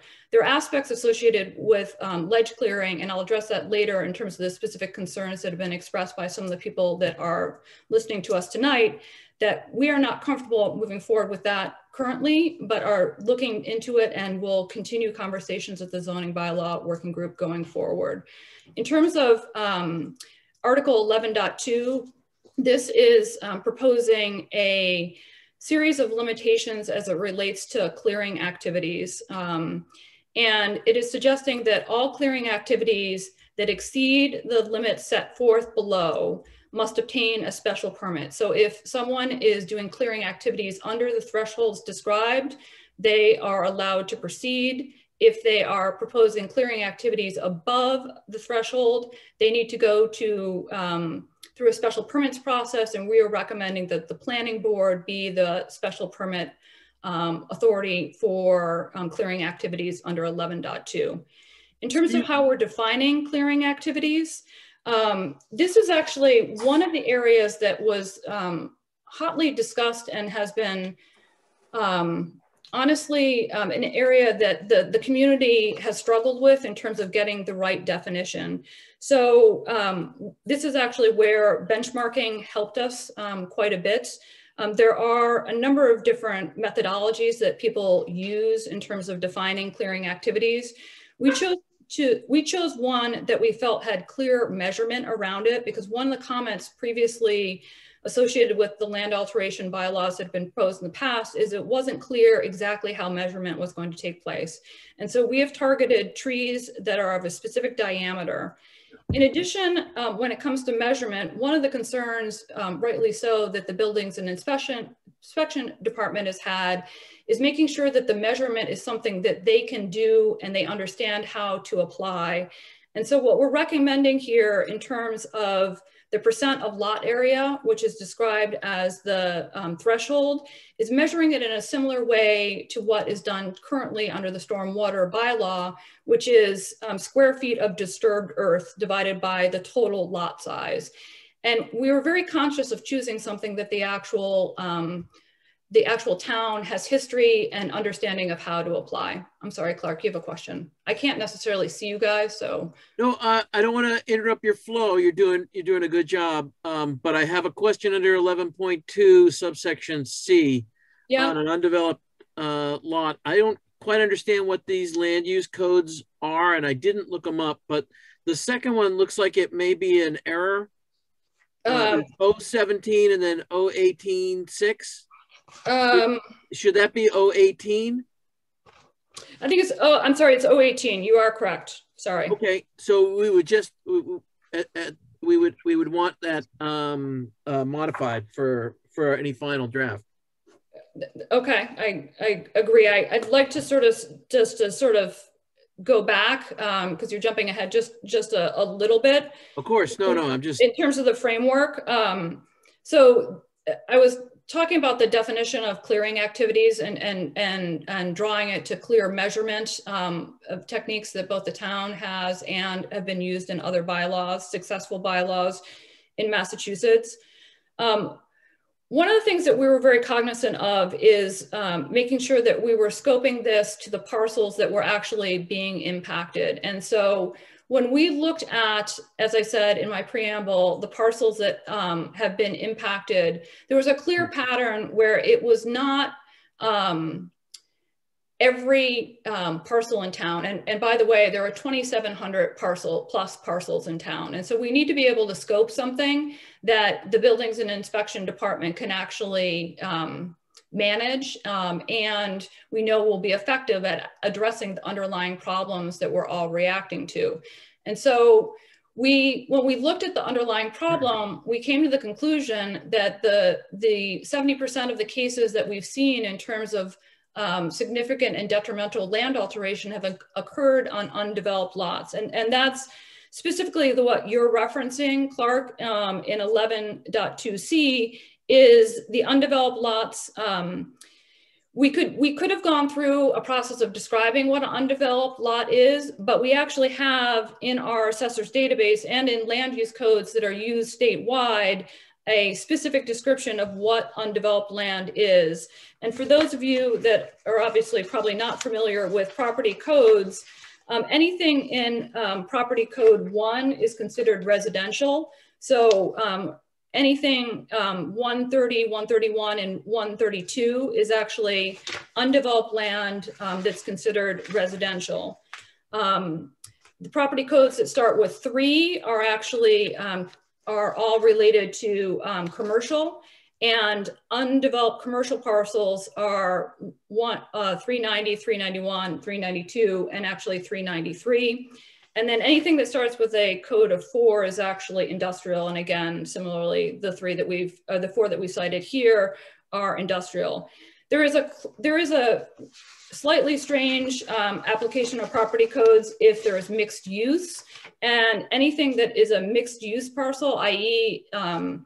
it's recognized as being both residential in the case of a 017, the O indicates it's multi-use, a 1 indicates that it is residential, and a 7 indicates that it is actually agricultural or horticultural. So we've included in those any of the land use codes that include a 1 or a 3, or multi-use ones that include a 1 and 3 in order to capture the undeveloped land. In addition to the undeveloped land, we felt it was important to include open space, and that's what's dealt with in 11.2b in terms of defining open space as those districts that are either zoned open space or are in land use code 200, which is how we classify it in the assessor's database. In terms of why we started the conversation, or why we included 11.2a in terms of lots with area less than 18,000 square feet, we had a debate in the zoning bylaw working group about, again, exactly where the problem statement lies. And one of the things that we didn't want to do is unnecessarily restrict development where there was reasonable development of land possible. And we recognize that when it comes to smaller parcels, that reasonable development sometimes can be challenged. What I will tell you is that since we're specifically restricting the clearing activities to where we see the problem in town, which is on undeveloped lots and in the redevelopment of larger parcels, the number of those lots that fall in 18,000 square feet or less is really quite de minimis. And I went through the details today in terms of the number of parcels that fall in that category. And I really was, again, convinced that I don't think that there's a risk associated with exempting 18,000 square feet or less lots, if we're restricting the problem as we see it to undeveloped land, open space. And then the third category is in 11.2D, which is residential lots that are being subdivided or reconfigured. And again, that is a problem area where we see larger lots that are being subdivided and then cleared. And in those, we're actually recommending the same treatment as in undeveloped lots in terms of thresholds of 70% for residential districts. In terms of the number of parcels, the number of parcels that actually fall in this category of undeveloped, or excuse me, residential lots, which could be subdivided. There are roughly 62 parcels that are greater than 4 acres, which is about 400 acres in town that could fall in this category that we're capturing and are concerned that land alteration could take place on. Clark, do you have another question? Oh, no, sorry. That's okay. So again, we are scoping the problem statement to what we really feel is the critical area, which is open space, undeveloped parcels that will experience land clearing when they go from undeveloped to developed, and on residential lots that are already have a structure on them that are large enough to be subdivided and reconfigured. In terms of the thresholds that we've chosen, again, this is another area where benchmarking helped us to some extent. There are other towns that have taken different approaches in terms of percents of lots. And it does run the gamut. For those lots that are considered, or those towns that were trying to do clearing activity protection in what they considered real resource protection areas, the numbers were more like 30%. But in Framingham, which became one of the models that we looked at quite a bit, they actually used a 50% threshold. But in addition to the 50% threshold in terms of lot clearing, they had additional restrictions, including only addressing land disturbance of 1 acre or greater. So while they had a 50% threshold, they had other aspects of their zoning bylaw that actually made it, in some cases, more lenient in terms of only applying it to large disturbances. In terms of why we specifically chose 70% for residential, that is actually already pre-exists in our zoning bylaws. We have in our zoning bylaws in Article 14, a water resource district. And if you actually look on the zoning map, the water resource districts is probably about 2/3 of the land mass of a Cohasset. And in 14.4C6, it actually states a 70% threshold in terms of clearing activities. And so we chose 70% deliberately to make it internally consistent with where our bylaws already were for protecting our watershed areas in the water resource district. In terms of the 85% for commercial that we're recommending, that was a bit more of a judgment call on our part, but recognizing that that commercial is going to be likely more developed, that we allowed for an 85% threshold in commercial areas. So with that, I'm going to scan and see if there's any questions. Tom? On that latter point, I just pulled out my table of dimensional regulations. The public should know that in the waterfront business and village business district, we already allow 80% lot coverage by structures and hardscapes. And in those other commercial districts, it's 60%. So this is just for allowing, where most of the lot is already being covered by a building. This is allowing for some clearing for additional necessary area to just get around the buildings. So. Paul Caleri.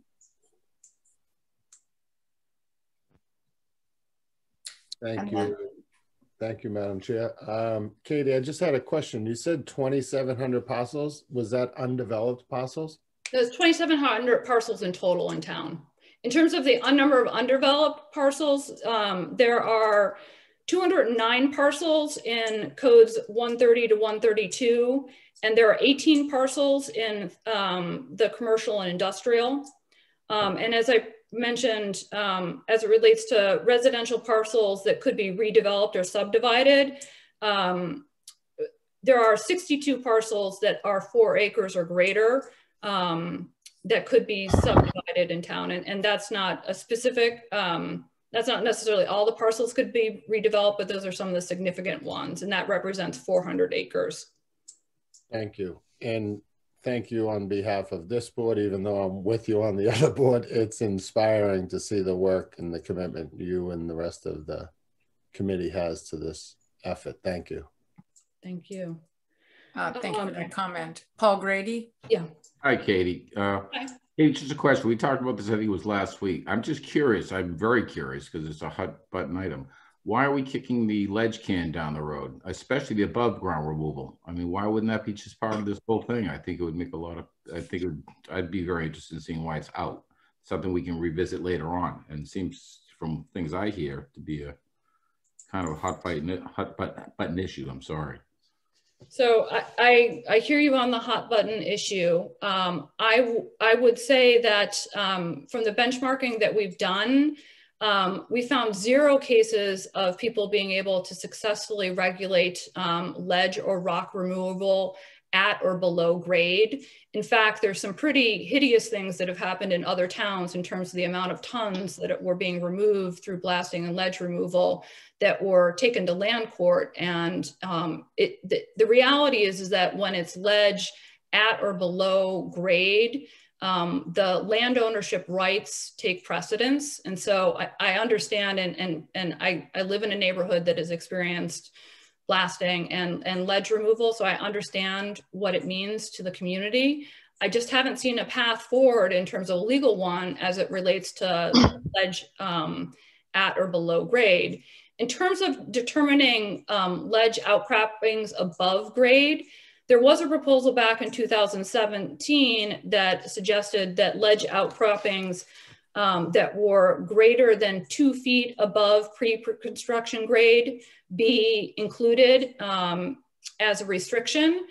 Again, I struggle because I'm not quite sure how many situations that's actually going to address.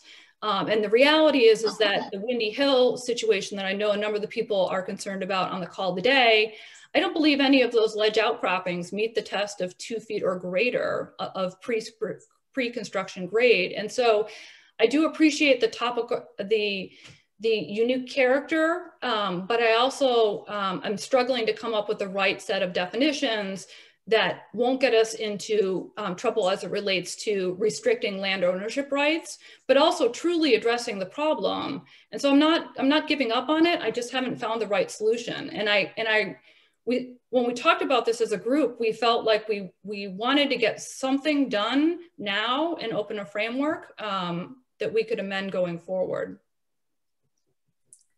Thank you. I'd like to, we have 7 comments from the public, and I'd like to let them enter in. Lauren, do you want me to call them or do you want me to read them? What do you prefer? Doesn't matter, I can read them. I'd just like to state for those who are putting in comments, please make sure that you are putting both your first and last name and your address for the record. Thank you. And I'll take these in the order they came in. Virginia Jensen, 542 Jerusalem Road, Article P8, Land Alteration Amendment, Section 311-2, Part A. What is the rationale for exempting lots of 1,800 square feet or less? Madam Chair, would you like me to pause or would you like me to read all the comments at once? Well, I think that Ms. Dugan actually explained her rationale for that number. I guess I would wonder whether or not that was satisfactory for the member of the public. That member also added later on. Article P8 311-3, other land alteration activities. A1, removing 10 cubic yards of stone would require a considerable amount of blasting or rock drilling. Have you given consideration to how this might negatively affect an area, especially if there are multiple building projects in that area? So I think the reality is that when it comes to ledge removal that's at or below grade, that's being done in direct as a direct result of a building permit, and it's removing the rock or ledge in order to create the structure. While there is a negotiation, and I've heard this planning board ask the questions in terms of the number of dump trucks, et cetera, and the number of cubic yards, the reality is that that type of ledge removal is an issue associated with the landowner's rights to be able to economically develop the land. And so I understand the concern. I am struggling currently to come up with the language that that addresses the problem without getting us into issues as it relates to land ownership rights. Tom? Yeah, I just want to add on that particular one. That's an exception that's in the current earth removal bylaw, and we're not changing that. This is not intended to throw out entirely the earth removal bylaw. It allows for that degree of removal. I mean, it was that particular one that was put in is because the earth removal bylaw had an anti-quarrying aspect of it. It was designed not to prohibit people using their lots as quarries to sell soil and rock elsewhere. But the earth removal bylaw that exists today, and the exception that's carried over here, is to allow for the necessary removal of at grade and below grade material to build the structure that you are otherwise entitled to build. The previous versions of this that were going to protect ledge were never intended to protect what's under the ground and not visible. So I want to make that clear to everyone. And the other thing I would state about the 10 cubic yards, and the actual one change we made to 11.3 A1 is that 10 cubic yards in the existing bylaw today allows you to do that annually. We actually removed the reference to annual and made this a one-time only removal of 10 cubic yards on a parcel. Again, with the recognition that 10 cubic yards is one dump truck roughly. And so if you're not doing something that's subject to a building permit or a lawful construction, you shouldn't be removing dump truck loads of material from your property. I will state that, you know, other towns have attempted, as I said, rock removal and have failed. And we're looking for that model, we're looking for the right language. But unfortunately, the issues that I hear most often relative to just prohibiting and banning ledge removal when it relates to a construction project for below or at grade ledge, I don't see as a possible restriction. So we're now left with addressing above ground, and really what is going to get at the problem is what we're struggling with. All right, I'd like us to continue with the public comments. Okay.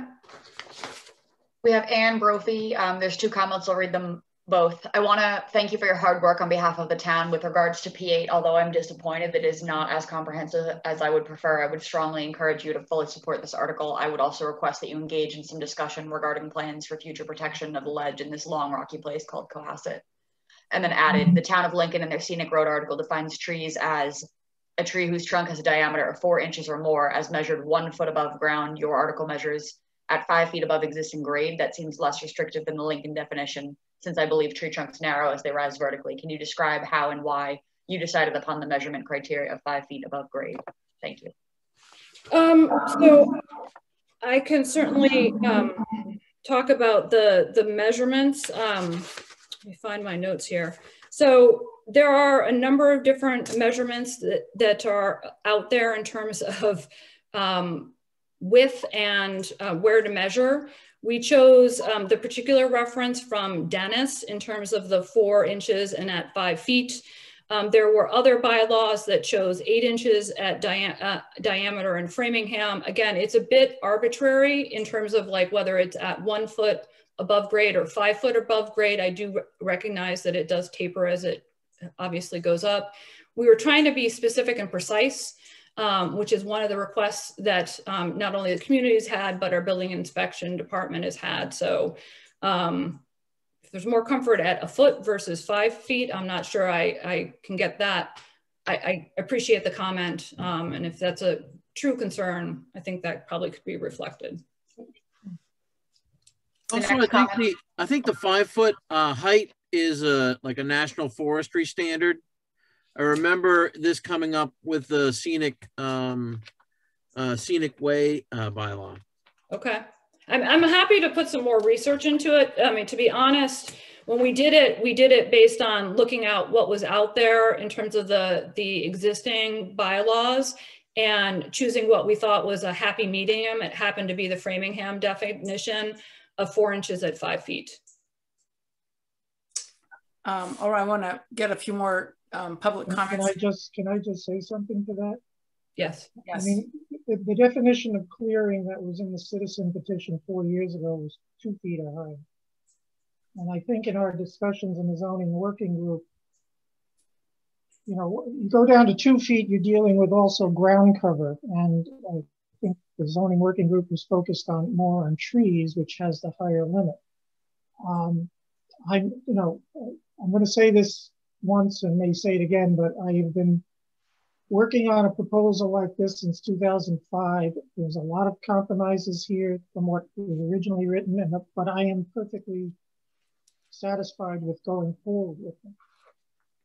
The difference between 2 feet and 5 feet means that ground cover could be cleared, but trees will not be cleared.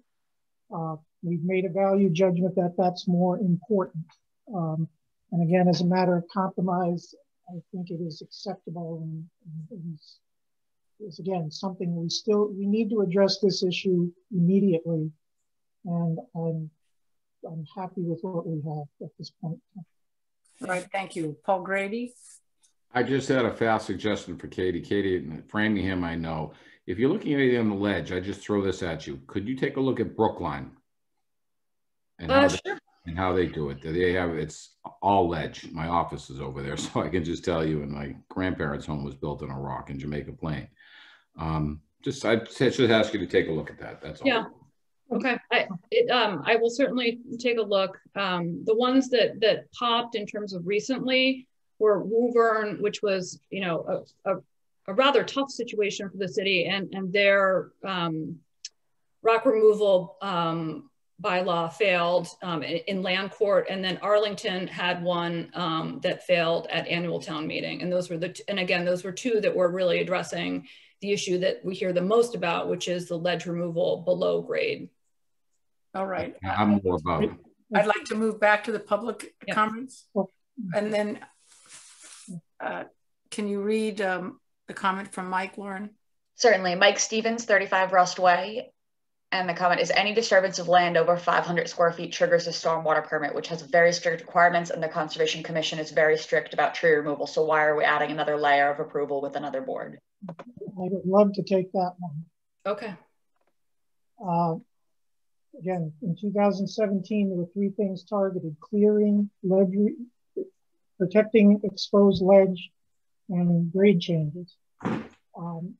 In my further analysis of it, I am convinced that the stormwater bylaw deals with grade changes sufficiently that we don't have to separately regulate that here. However, I do not read the stormwater bylaw as stopping clear cutting. It will regulate the grade changes that go along with it, but it won't stop clear cutting. The only prohibition against clear cutting that I'm aware of in the classic wetlands regulations, and this was written 30 years ago, is within the 100-foot area of their jurisdiction, there's a prohibition, but the stormwater bylaw doesn't address it. So I still think we need this regulation to address the pressing issue of wholesale lot clearing. I would 100% concur with what Tom has said, is that if the stormwater bylaw, while it primarily is there to address runoff, and there are other ways to remediate runoff that allow you to do the tree clearing that we're trying to prevent under 11.2. When it comes to wetlands bylaw, it is very clear that you cannot remove trees within the buffer zones, but we have plenty of situations, including the one on Windy Hill, where there are no wetlands. And so we need to do things above and beyond what Conservation Commission triggers in terms of tree clearing. And again, I think the intent, as stated in 11.1, is to propose this Article 11 to work in addition and with the existing wetlands bylaws and the stormwater management bylaws, but there are limits to where those leave off and this adds on. All right, let's go back to the public comments. The next comment is from Andrew E. Groman, Lot 31 and Lot 32, Windy Hill Road. Good evening. Could you please explain in further detail how 70% clearing number is calculated? If a resident were to remove a 12-inch diameter tree, does that mean the disturbed area would only be the area of the trunk of the tree or approximately 1 square foot? Perhaps if you could provide an example that may help. Thank you. So the way this is measured in stormwater bylaw, it doesn't work as well in the example of a single tree, but if you have a series of trees that are in an area, the disturbed earth is basically drawn around the circumference of that area, and anything inside of it is considered disturbed earth. So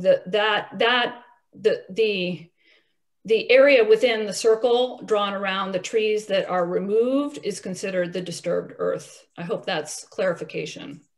I'm sorry, Tom. Yeah, so he's also asking about 70%. So under our bylaw, you can cover a lot, 20% of a lot with the main structure. You can cover another 10% with other hardscapes, sheds, pools, tennis courts, driveways. So that's 30% of the lot. In the same way that you are measuring that area, you are then measuring up to 70%, meaning another 40% over what you can cover with hardscapes for a yard.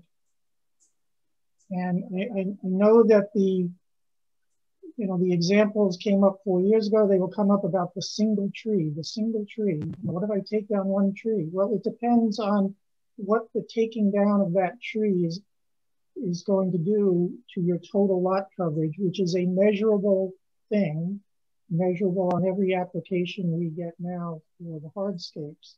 We're just adding a limit of the lot that can be developed beyond the hardscapes for long. That's probably the easiest way to explain it, but it'll be 70% of the total lot can be cleared for both the combination of structure, other hardscapes, and lawn area. All right, thank you. Let's continue with the public comments. There's a couple here from Thomas Carroll of 1 Windy Hill, actually 2 are repeat. How many lots of less than 1,800 square feet exist in Cohasset? And is there a good reason why above grade ledge removal cannot be addressed now? And if not now, when? I don't see the main issue as below grade, but above grade. Did he mean the 18,000 square feet? Yes, lots less than 18,000 square feet. And then the question about above grade ledge removal. So again, back to the 18,000 square feet, the intent of this clearing activity is limited to those lots that are open space, undeveloped parcels, and residential parcels that are already have a single family dwelling on them, but are large enough to be subdivided. And of those, in terms of what are 18,000 square feet, there is a de minimis amount of parcels in terms of that fall in that. I'm trying to find my notes here. In 130 and 131 and 132, as an example, there are 209 parcels. Of that 209, 57 are less than 18,000 square feet. But of those 57, 38 are actually less than 9,000 square feet and don't qualify under single lot exemption under 8.3b and would not qualify for development to begin with. So we're really talking about 19 parcels that are a mix of districts, RA, RB, and RC, but predominantly RB and RC. That again, we're trying to scope this to allow the reasonable development. And one of the concerns that the working group articulated was that on smaller parcels, sometimes in order to make it developable, you have to go beyond perhaps the 70%. But again, in terms of the risk to the community here, I want to articulate that the risk is small because what we're targeting in terms of the problem statement is those undeveloped parcels and those larger parcels that are going to be redeveloped. And again, 18,000 is what is the current RA minimum. So that was part of the reason we chose 18,000 square feet. All right, so it looks as if the... Was there can I address his concerns about the ledge? Yeah. Again, as an advocate for that, for including ledge removal, I'm okay with this. There's a lot of considerations on what the town can tolerate for change in one step. You know, we did get a majority in 2017, but we did not get to the 2/3, and it's difficult to get to 2/3. And we are taking a gradualist approach as opposed to a radical revolutionary approach. But to the gentleman's comment, I can assure you that on the zoning working group, we are looking at a lot of change. We are focusing on the entire dimensional table.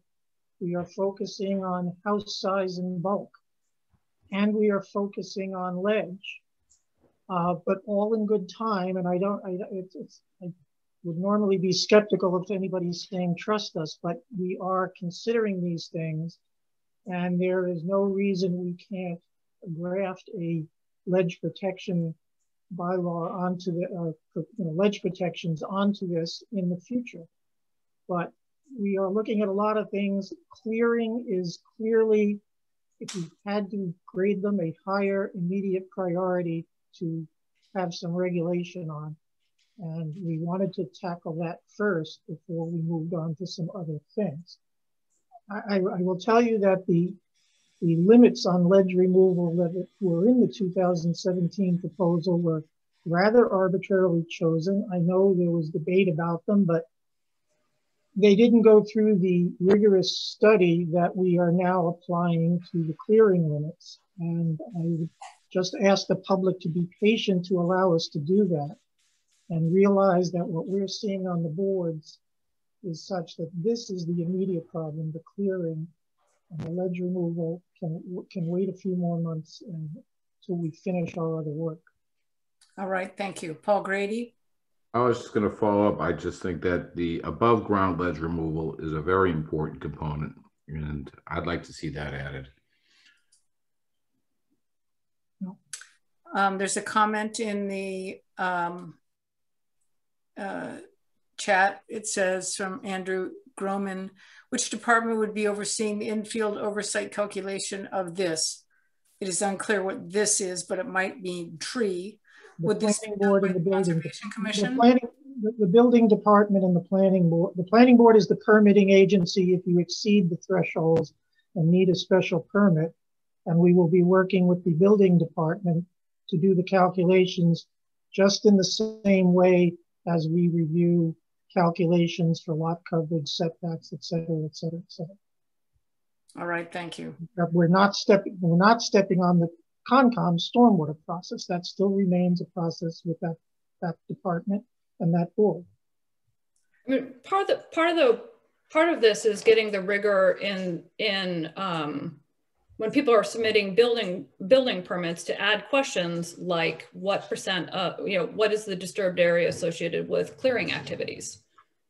There are simple things that we can do to ensure that the questions are being asked at the building inspection stage in terms of the permitting process. And if somebody, now that we have it in the bylaw, if anybody wishes to exceed or thinks they're going to exceed, they need to go through a special permit process. And again, the planning board, I mean, one of the considerations again is the planning board's bandwidth. You guys have a lot of work on your plate, and we're trying to scope this in a way that again makes it reasonable for the planning board in terms of your ability to oversee this and address what is the true problem, what is the problem statement. I know Eric Potter, you've challenged us on several occasions to have a clear problem statement. All right, Woody Chidick. Yeah, I just also like to say that as with everything else, this can be modified, as Tom and Katie have mentioned. But I think we've got to also be cognizant of it's more than bandwidth.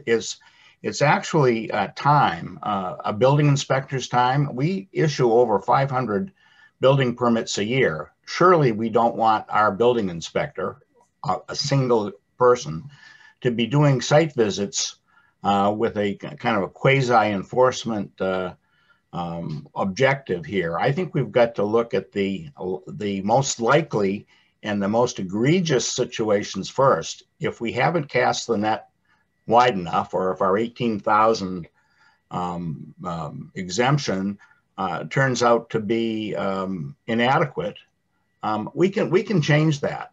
But I would hate to see a building inspector go out to 500 sites just to, find one or two, violations. It wouldn't happen. So I think what we're doing is concentrating scarce resources on the worst, or the, not worst, that's a value judgment, on the most likely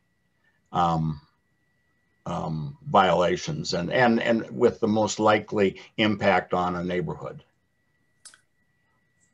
All right, thank you. I have another comment from the public. It is from Ann Brophy, and is it possible for you to support this now, recommend it for approval, and prior to town meeting, add in the above ground ledge protections?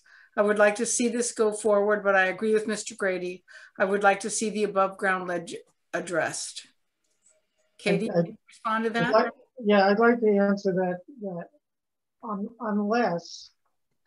Tom, can you take your hand down, please? Unless we quickly put in the limitation on ledge removal that was in the 2017 proposal, I don't think we have the time to do the appropriate study to put in a change at this time. I agree with Ann in spirit. I want to see this included at some point, but right now in the time frame for Springtown meeting, we just don't have the time to give it the appropriate study.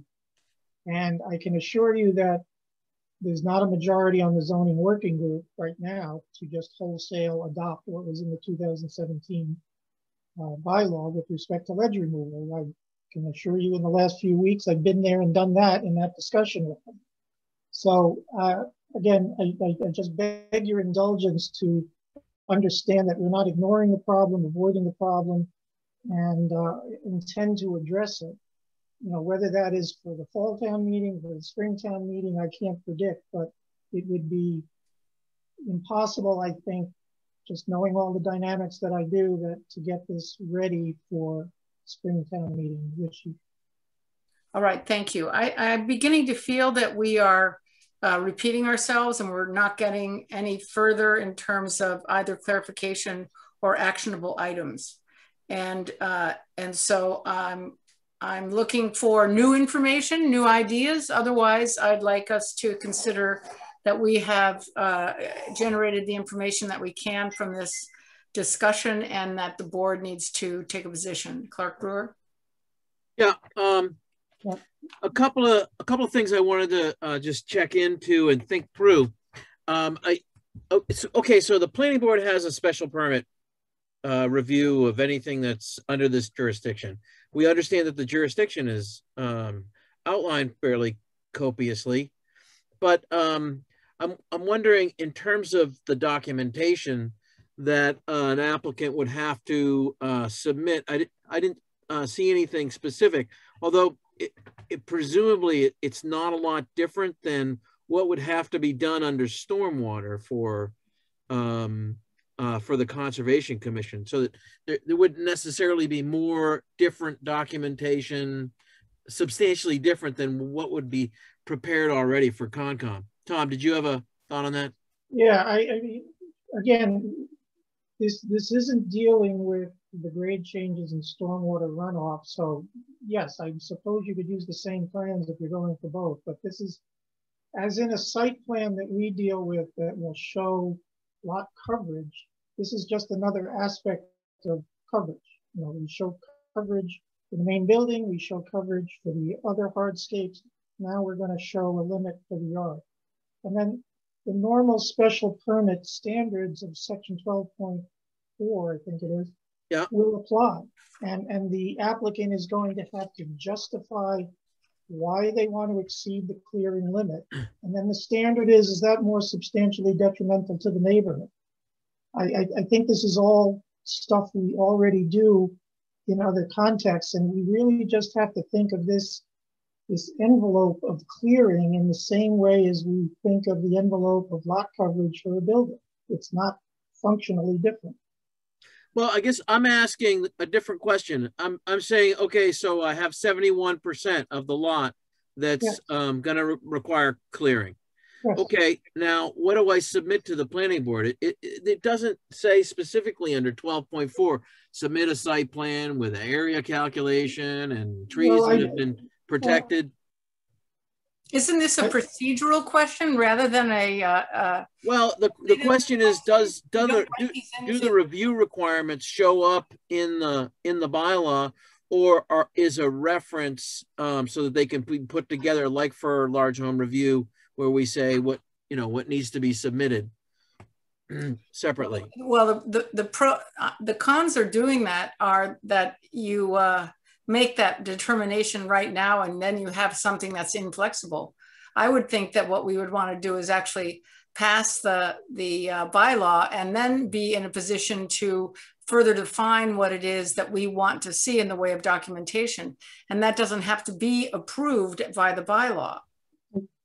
I would underscore what Amy is saying, because I reread 12.4, which is the special permits, and it outlines the general process. And that applies to any special permit, whether it's a ZBA special permit or a special permit that the planning board uses.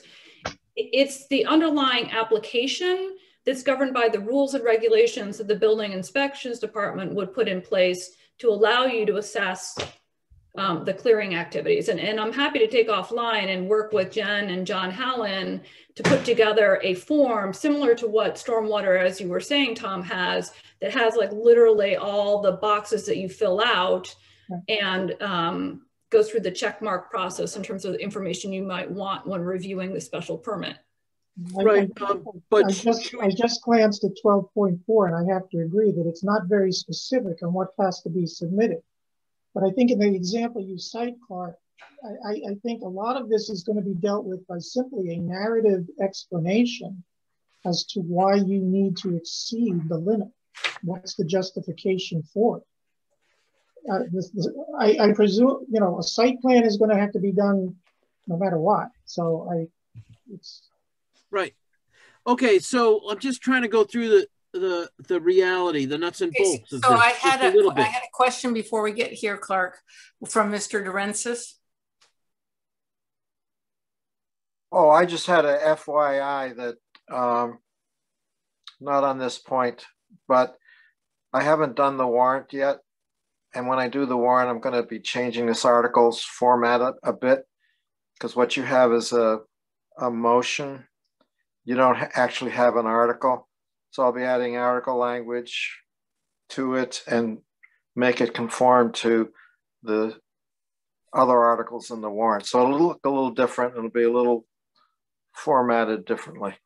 Okay, but you're not talking about a content change, Paul. You're talking. I'm not at all. You're literally talking about the first two sentences, right? Yes. Okay, thank you. And I'd add at the end, or take any other action related thereto, stuff like that. Just put it into an article rather than a motion. No, I appreciate that. And sort of a related part of it is that once we issue the warrant, we can't go back in and start talking about new regulatory systems like above ground ledges, so on. This stuff needs to be in the warrant if you're going to do it. That's fairer to the voters all the way around. And just to comment on the contents of the application, that really should be done by rules and regulations. And I agree with what Amy said, that if you codify all that in the bylaw itself, that's very rigid. You only do that if there's going to be something very unusual that is unexpected. But an ordinary application, the planning board has the ability to adopt rules and regulations. That's where it should be. Thank you. Woody Chidick, Paul Grady. I'm sorry, I 100% was going to say what Paul just said, Paul Dorenzis. They don't belong in a bylaw, period. All right, thank you. Paul Grady. So just to clarify, Mr. Dorenzis, so I'm stuck on the above ground ledge removal. That would have to be in? It would have to be in the article that's published in the warrant. We haven't published the warrant yet, so we have time. So there is time to add something? Yes. So Paul, but Paul, I think it's important to the time to vet it. That the rationale based on the Master Plan Implementation Committee is that we're not in a position to take a position on this at this time, that there isn't evidence out there in other parts of Massachusetts. And if we wish to accomplish that in the long run, we have to build step by step. Otherwise, we could end up with a situation where this that we've got configured gets turned down, and then we have to wait again. If I could, the point I was making is that the warrant is a document that goes to the voters and tells the voters what we're voting on.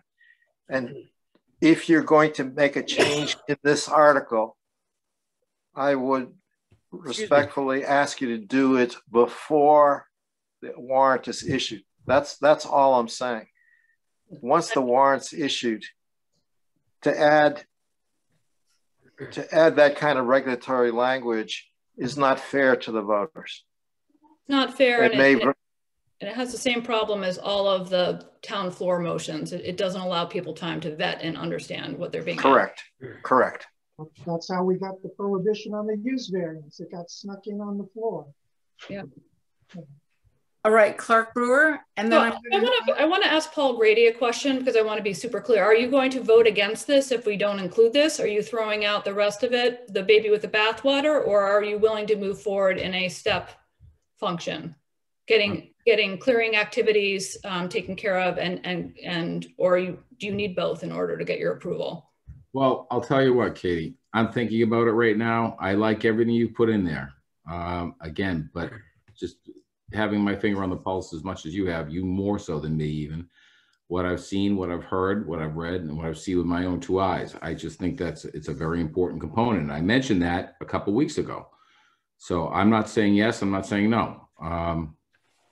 But I think it's a very important topic. No, I absolutely agree. But what I'm struggling with is that most of the time when people are objecting to it, what they're objecting to is just a blanket statement about chipping and blasting, which is largely going to take place because it's below ground.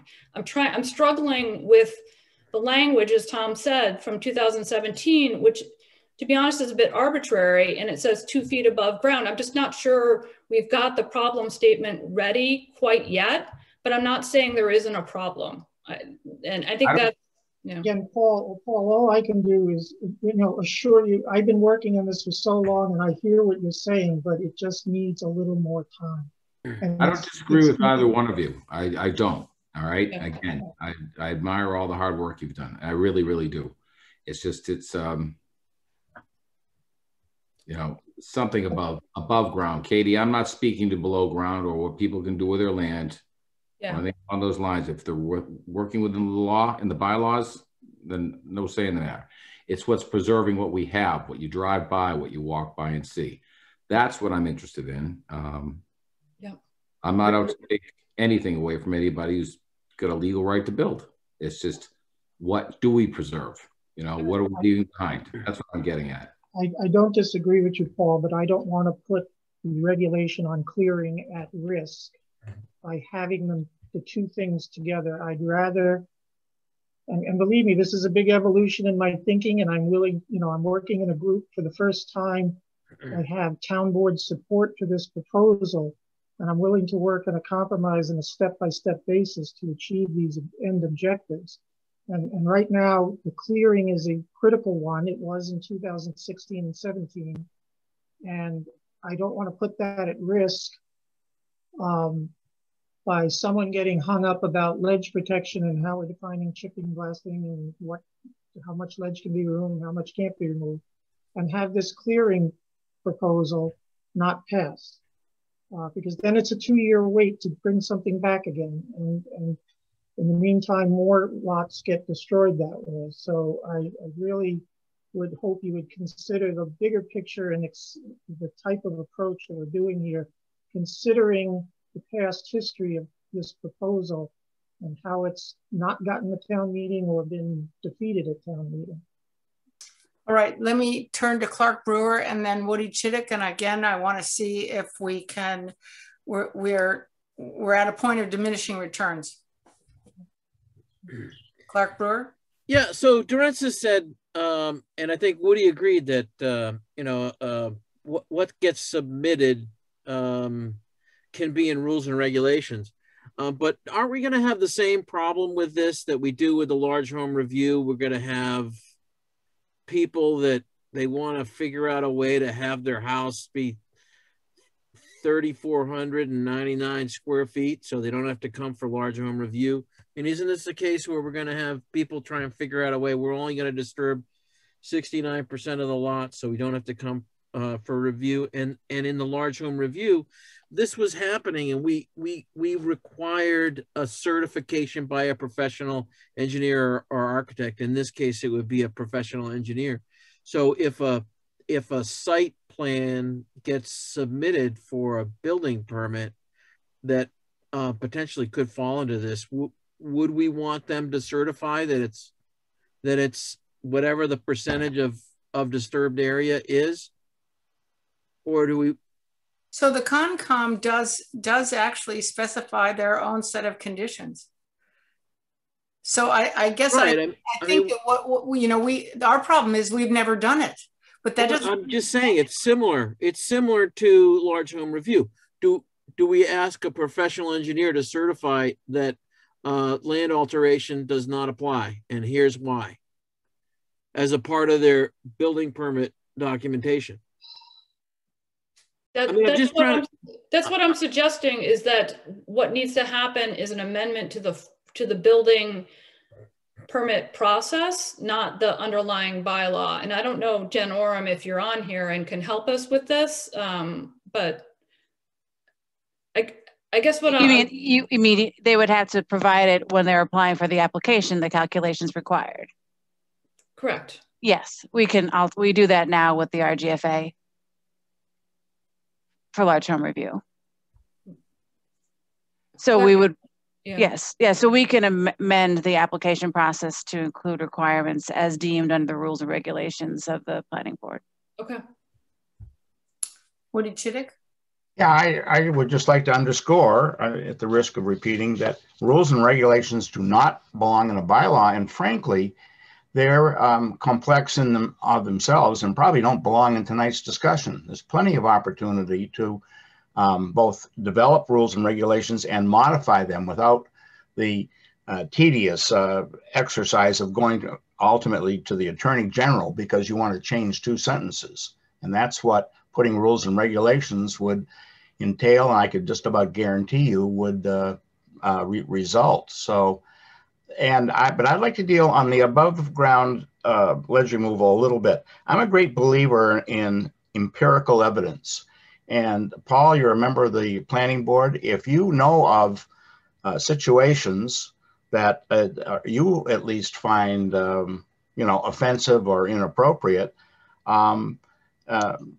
you know, Katie and her working group, I'm sure would, we all would love to look at these examples, see what happened, how much, you know, what can we do to prevent it? I'd rather take 6 months and really figure out, you know, how to develop a good ledge removal bylaw than to do it in a knee-jerk fashion and say, boy, did we miss the boat. So if you know, drive around, and I'm not being, I'm not trying to be cute. I mean, I think this is useful information. It's kind of what Katie's done on the land clearing side.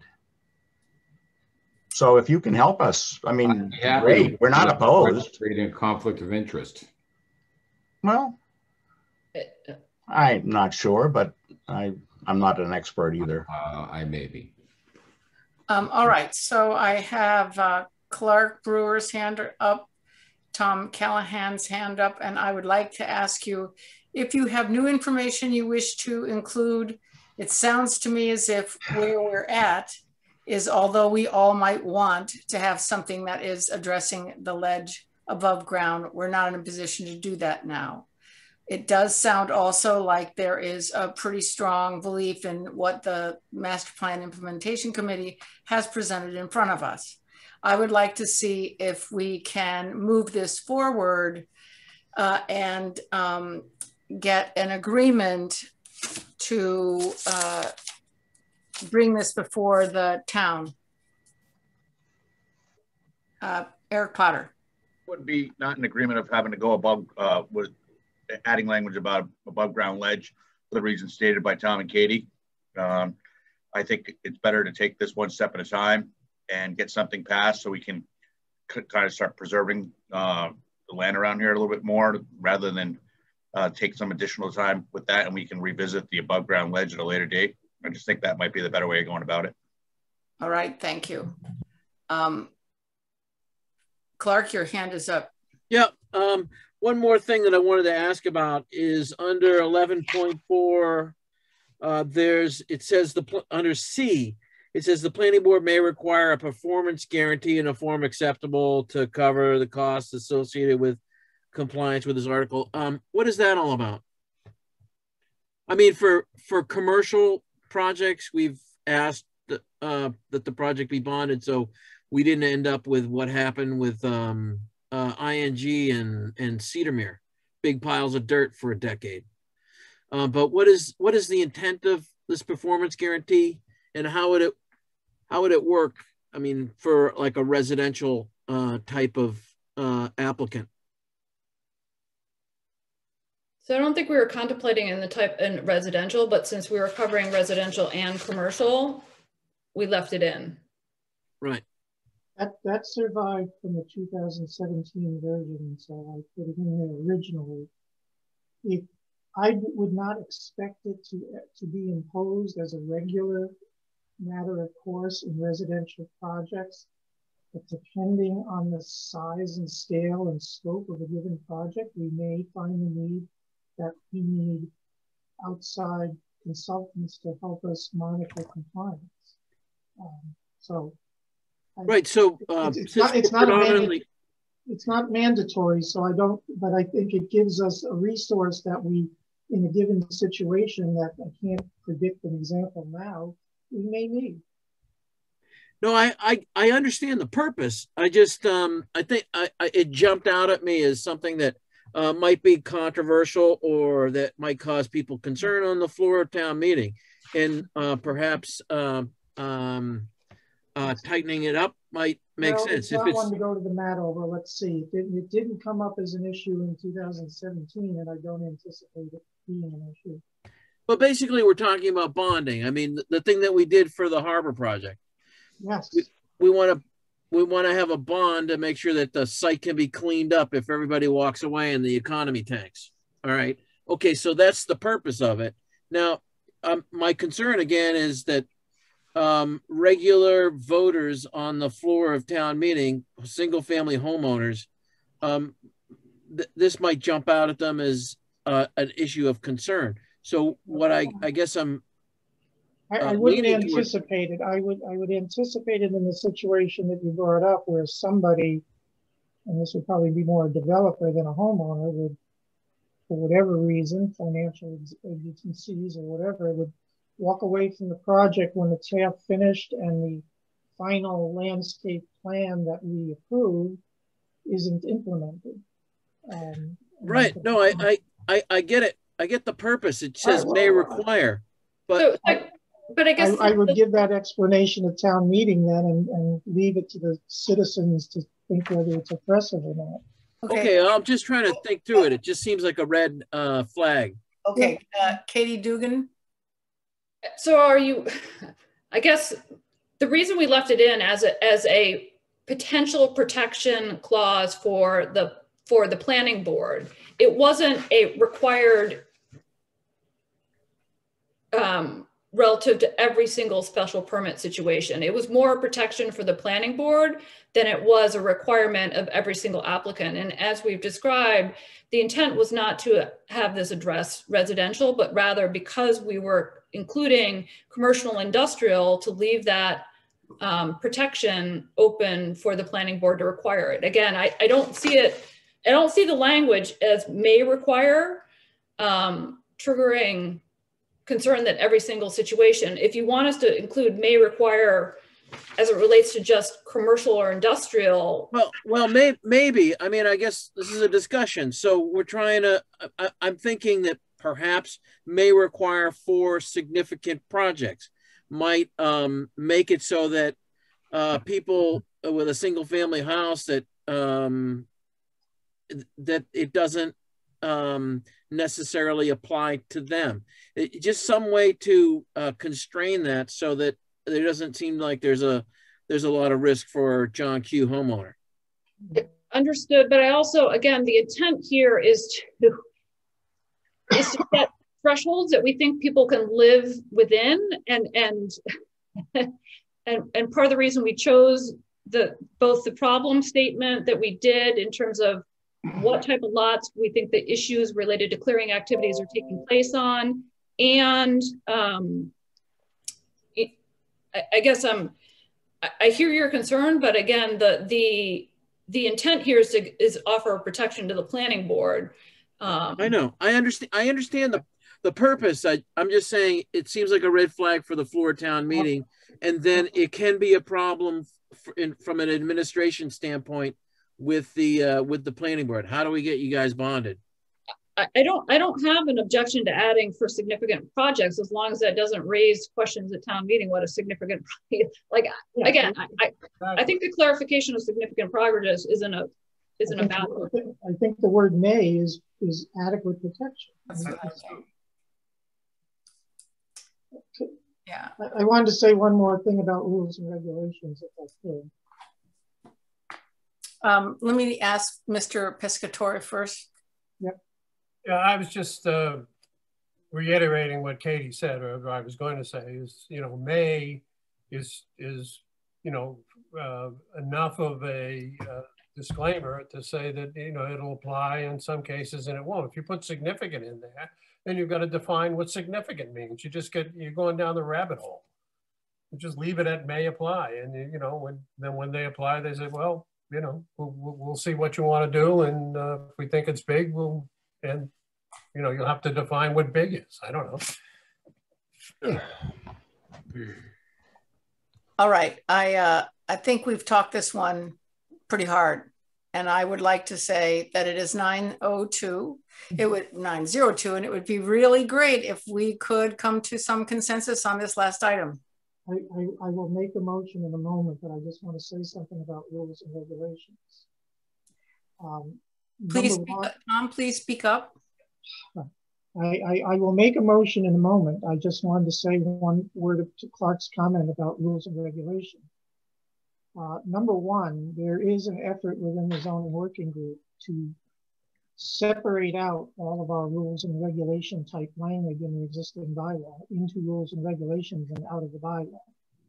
The second thing is, I recall this when large home review passed, and I'm sorry I keep bringing up history, but history keeps repeating itself, that when that passed, I remember suggesting to the planning board that they would need to pass rules and regulations for it right after it passed. And that didn't happen for a long, long time. And so I would suggest to this board that if we are concerned about the rules and regulations we're going to apply to this, let's start writing them now. And so as soon as this is passed and approved by the Attorney General, we have them in place. There's no reason to hold this up because we need rules and regulations. They're not difficult to write, but I don't want to see what happened a long time ago at Large Home Review, is that we passed the article, ignored the rules and regulations, and then lo and behold, find ourselves in a bind because we don't know what to do or what we should be asking for. So that's my challenge to the rest of the board. Let's write them. So that's certainly a reasonable recommendation to put before us. We have 2 comments from the public, and then I'd like to get you to make a motion. So Ann Brady says, I think it's a great idea to have it in. And then she said, and she's then responding to the further discussion, then people would be seeking a definition for significant. It's perfect the way it is. Trust the planning board to determine when it is appropriate to apply it. All right. So let me ask, is there anything that we have not covered sufficiently that somebody feels we need to go back over again? Or can we move this forward?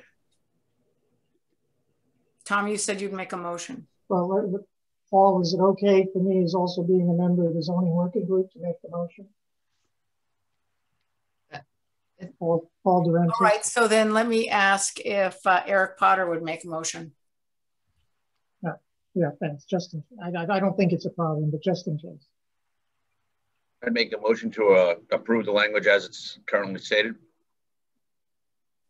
There has to be an amendment to the use code. 18. In 0186 needs to be 018. Is that right, Katie? Yeah, I'm going to have to double check that, but yes, I believe that's correct, Clark. All right, so would Eric need to include? Make a motion to approve the language as stated with the correction being made to the use code as stated by Clark. All right, do I hear a second? Second. Thank you. Voice or alphabetical vote, Clark Brewer. Clark Brewer, aye. Paul Caleri. Paul Caleri, aye. Paul Grady. Paul Grady, aye. Tom Callahan. Aye. Eric Potter. Eric Potter, aye. Amy Glassmeyer, aye. That passes. So that is the good job, folks. That was a lot of really interesting discussion, and we got a lot on the table, and a lot of the sort of future things we need to do are now going to be held in the minutes. So at this point, I want to transition to administrative matters. Madam Chair. Go ahead. Sorry, you need to make a motion to close the hearing. Oh, thank you. I need to make a motion that we close the public hearing on the zoning bylaw articles. Second. Okay, voice vote, Clark Brewer. Clark Brewer, aye. Paul Caleri. Paul Caleri, aye. Tom Callahan. Aye. Paul Grady. Aye. Eric Potter. Potter, aye. And Katie, I want you to know that my challenge is never to be misinterpreted about the work that you guys are doing. I'm very grateful for the work and all the time you guys have put in. My frustrations have been more towards the goals and missions of the actual planning board. And without you guys, we wouldn't be here today. So I'm very, very grateful for all the time that you guys have put in. So please don't misinterpret my challenges or frustrations and with regards to maybe particularly planning board matters. No, your challenge around problem statements it holds true to our work as well. So I appreciate that. Okay, I would second that as well. That wasn't a poke at you guys. No, we don't take it as that way. And listen, public hearing is intended to get questions out. It's intended to prompt us to keep moving in areas, and we're not going anywhere. So we're going to keep on bringing you guys material, hopefully to move the town forward. So thank you. Procedurally, can I just adjourn the zoning bylaw working group at 9:08? Can I get a second? Second. All right. Thank you guys. Appreciate it. And you got through 9 articles tonight. So that's great work. And thank you again for your support. Thank you, everybody, for doing that. Right. So for those that don't want to sit through our administrative matter, you are now released.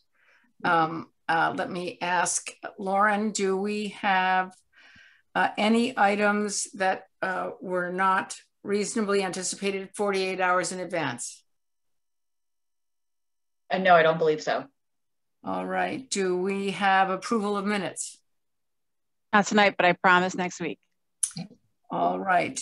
I think we did a pretty thorough update of the planning board members the last time we met, so I don't feel like we need to do that unless in one area, which might be affordable housing, has anything changed that we would want to know? I don't believe so since our last update. When's our next planning board meeting? Next week. Our next regularly scheduled planning board meeting is April 14th. We will be reaching out to all of you for a separate session for next week. I will give an update from the Community Preservation Committee. We voted Monday night to support the expenditure of $450,000 for a piece of open space off of King Street near the area of wetlands tributary to the water supply. And if approved by the town, it's going to link a newly donated property to the Conservation Trust that's right on King Street, and they'll have a parking area be able to be put there, and it will connect that property to other properties further in the back that are either owned by the town or by the Conservation Trust.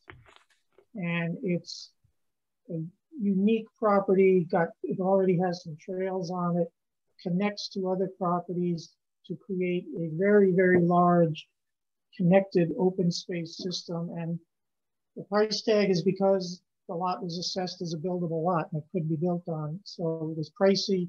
We're going to give that money to the trust to buy it, but it's going to create, it's a really unique opportunity, and it's going to create a great interconnected area of open space in the town and within the watershed of Lily Pond. So it's going to be great.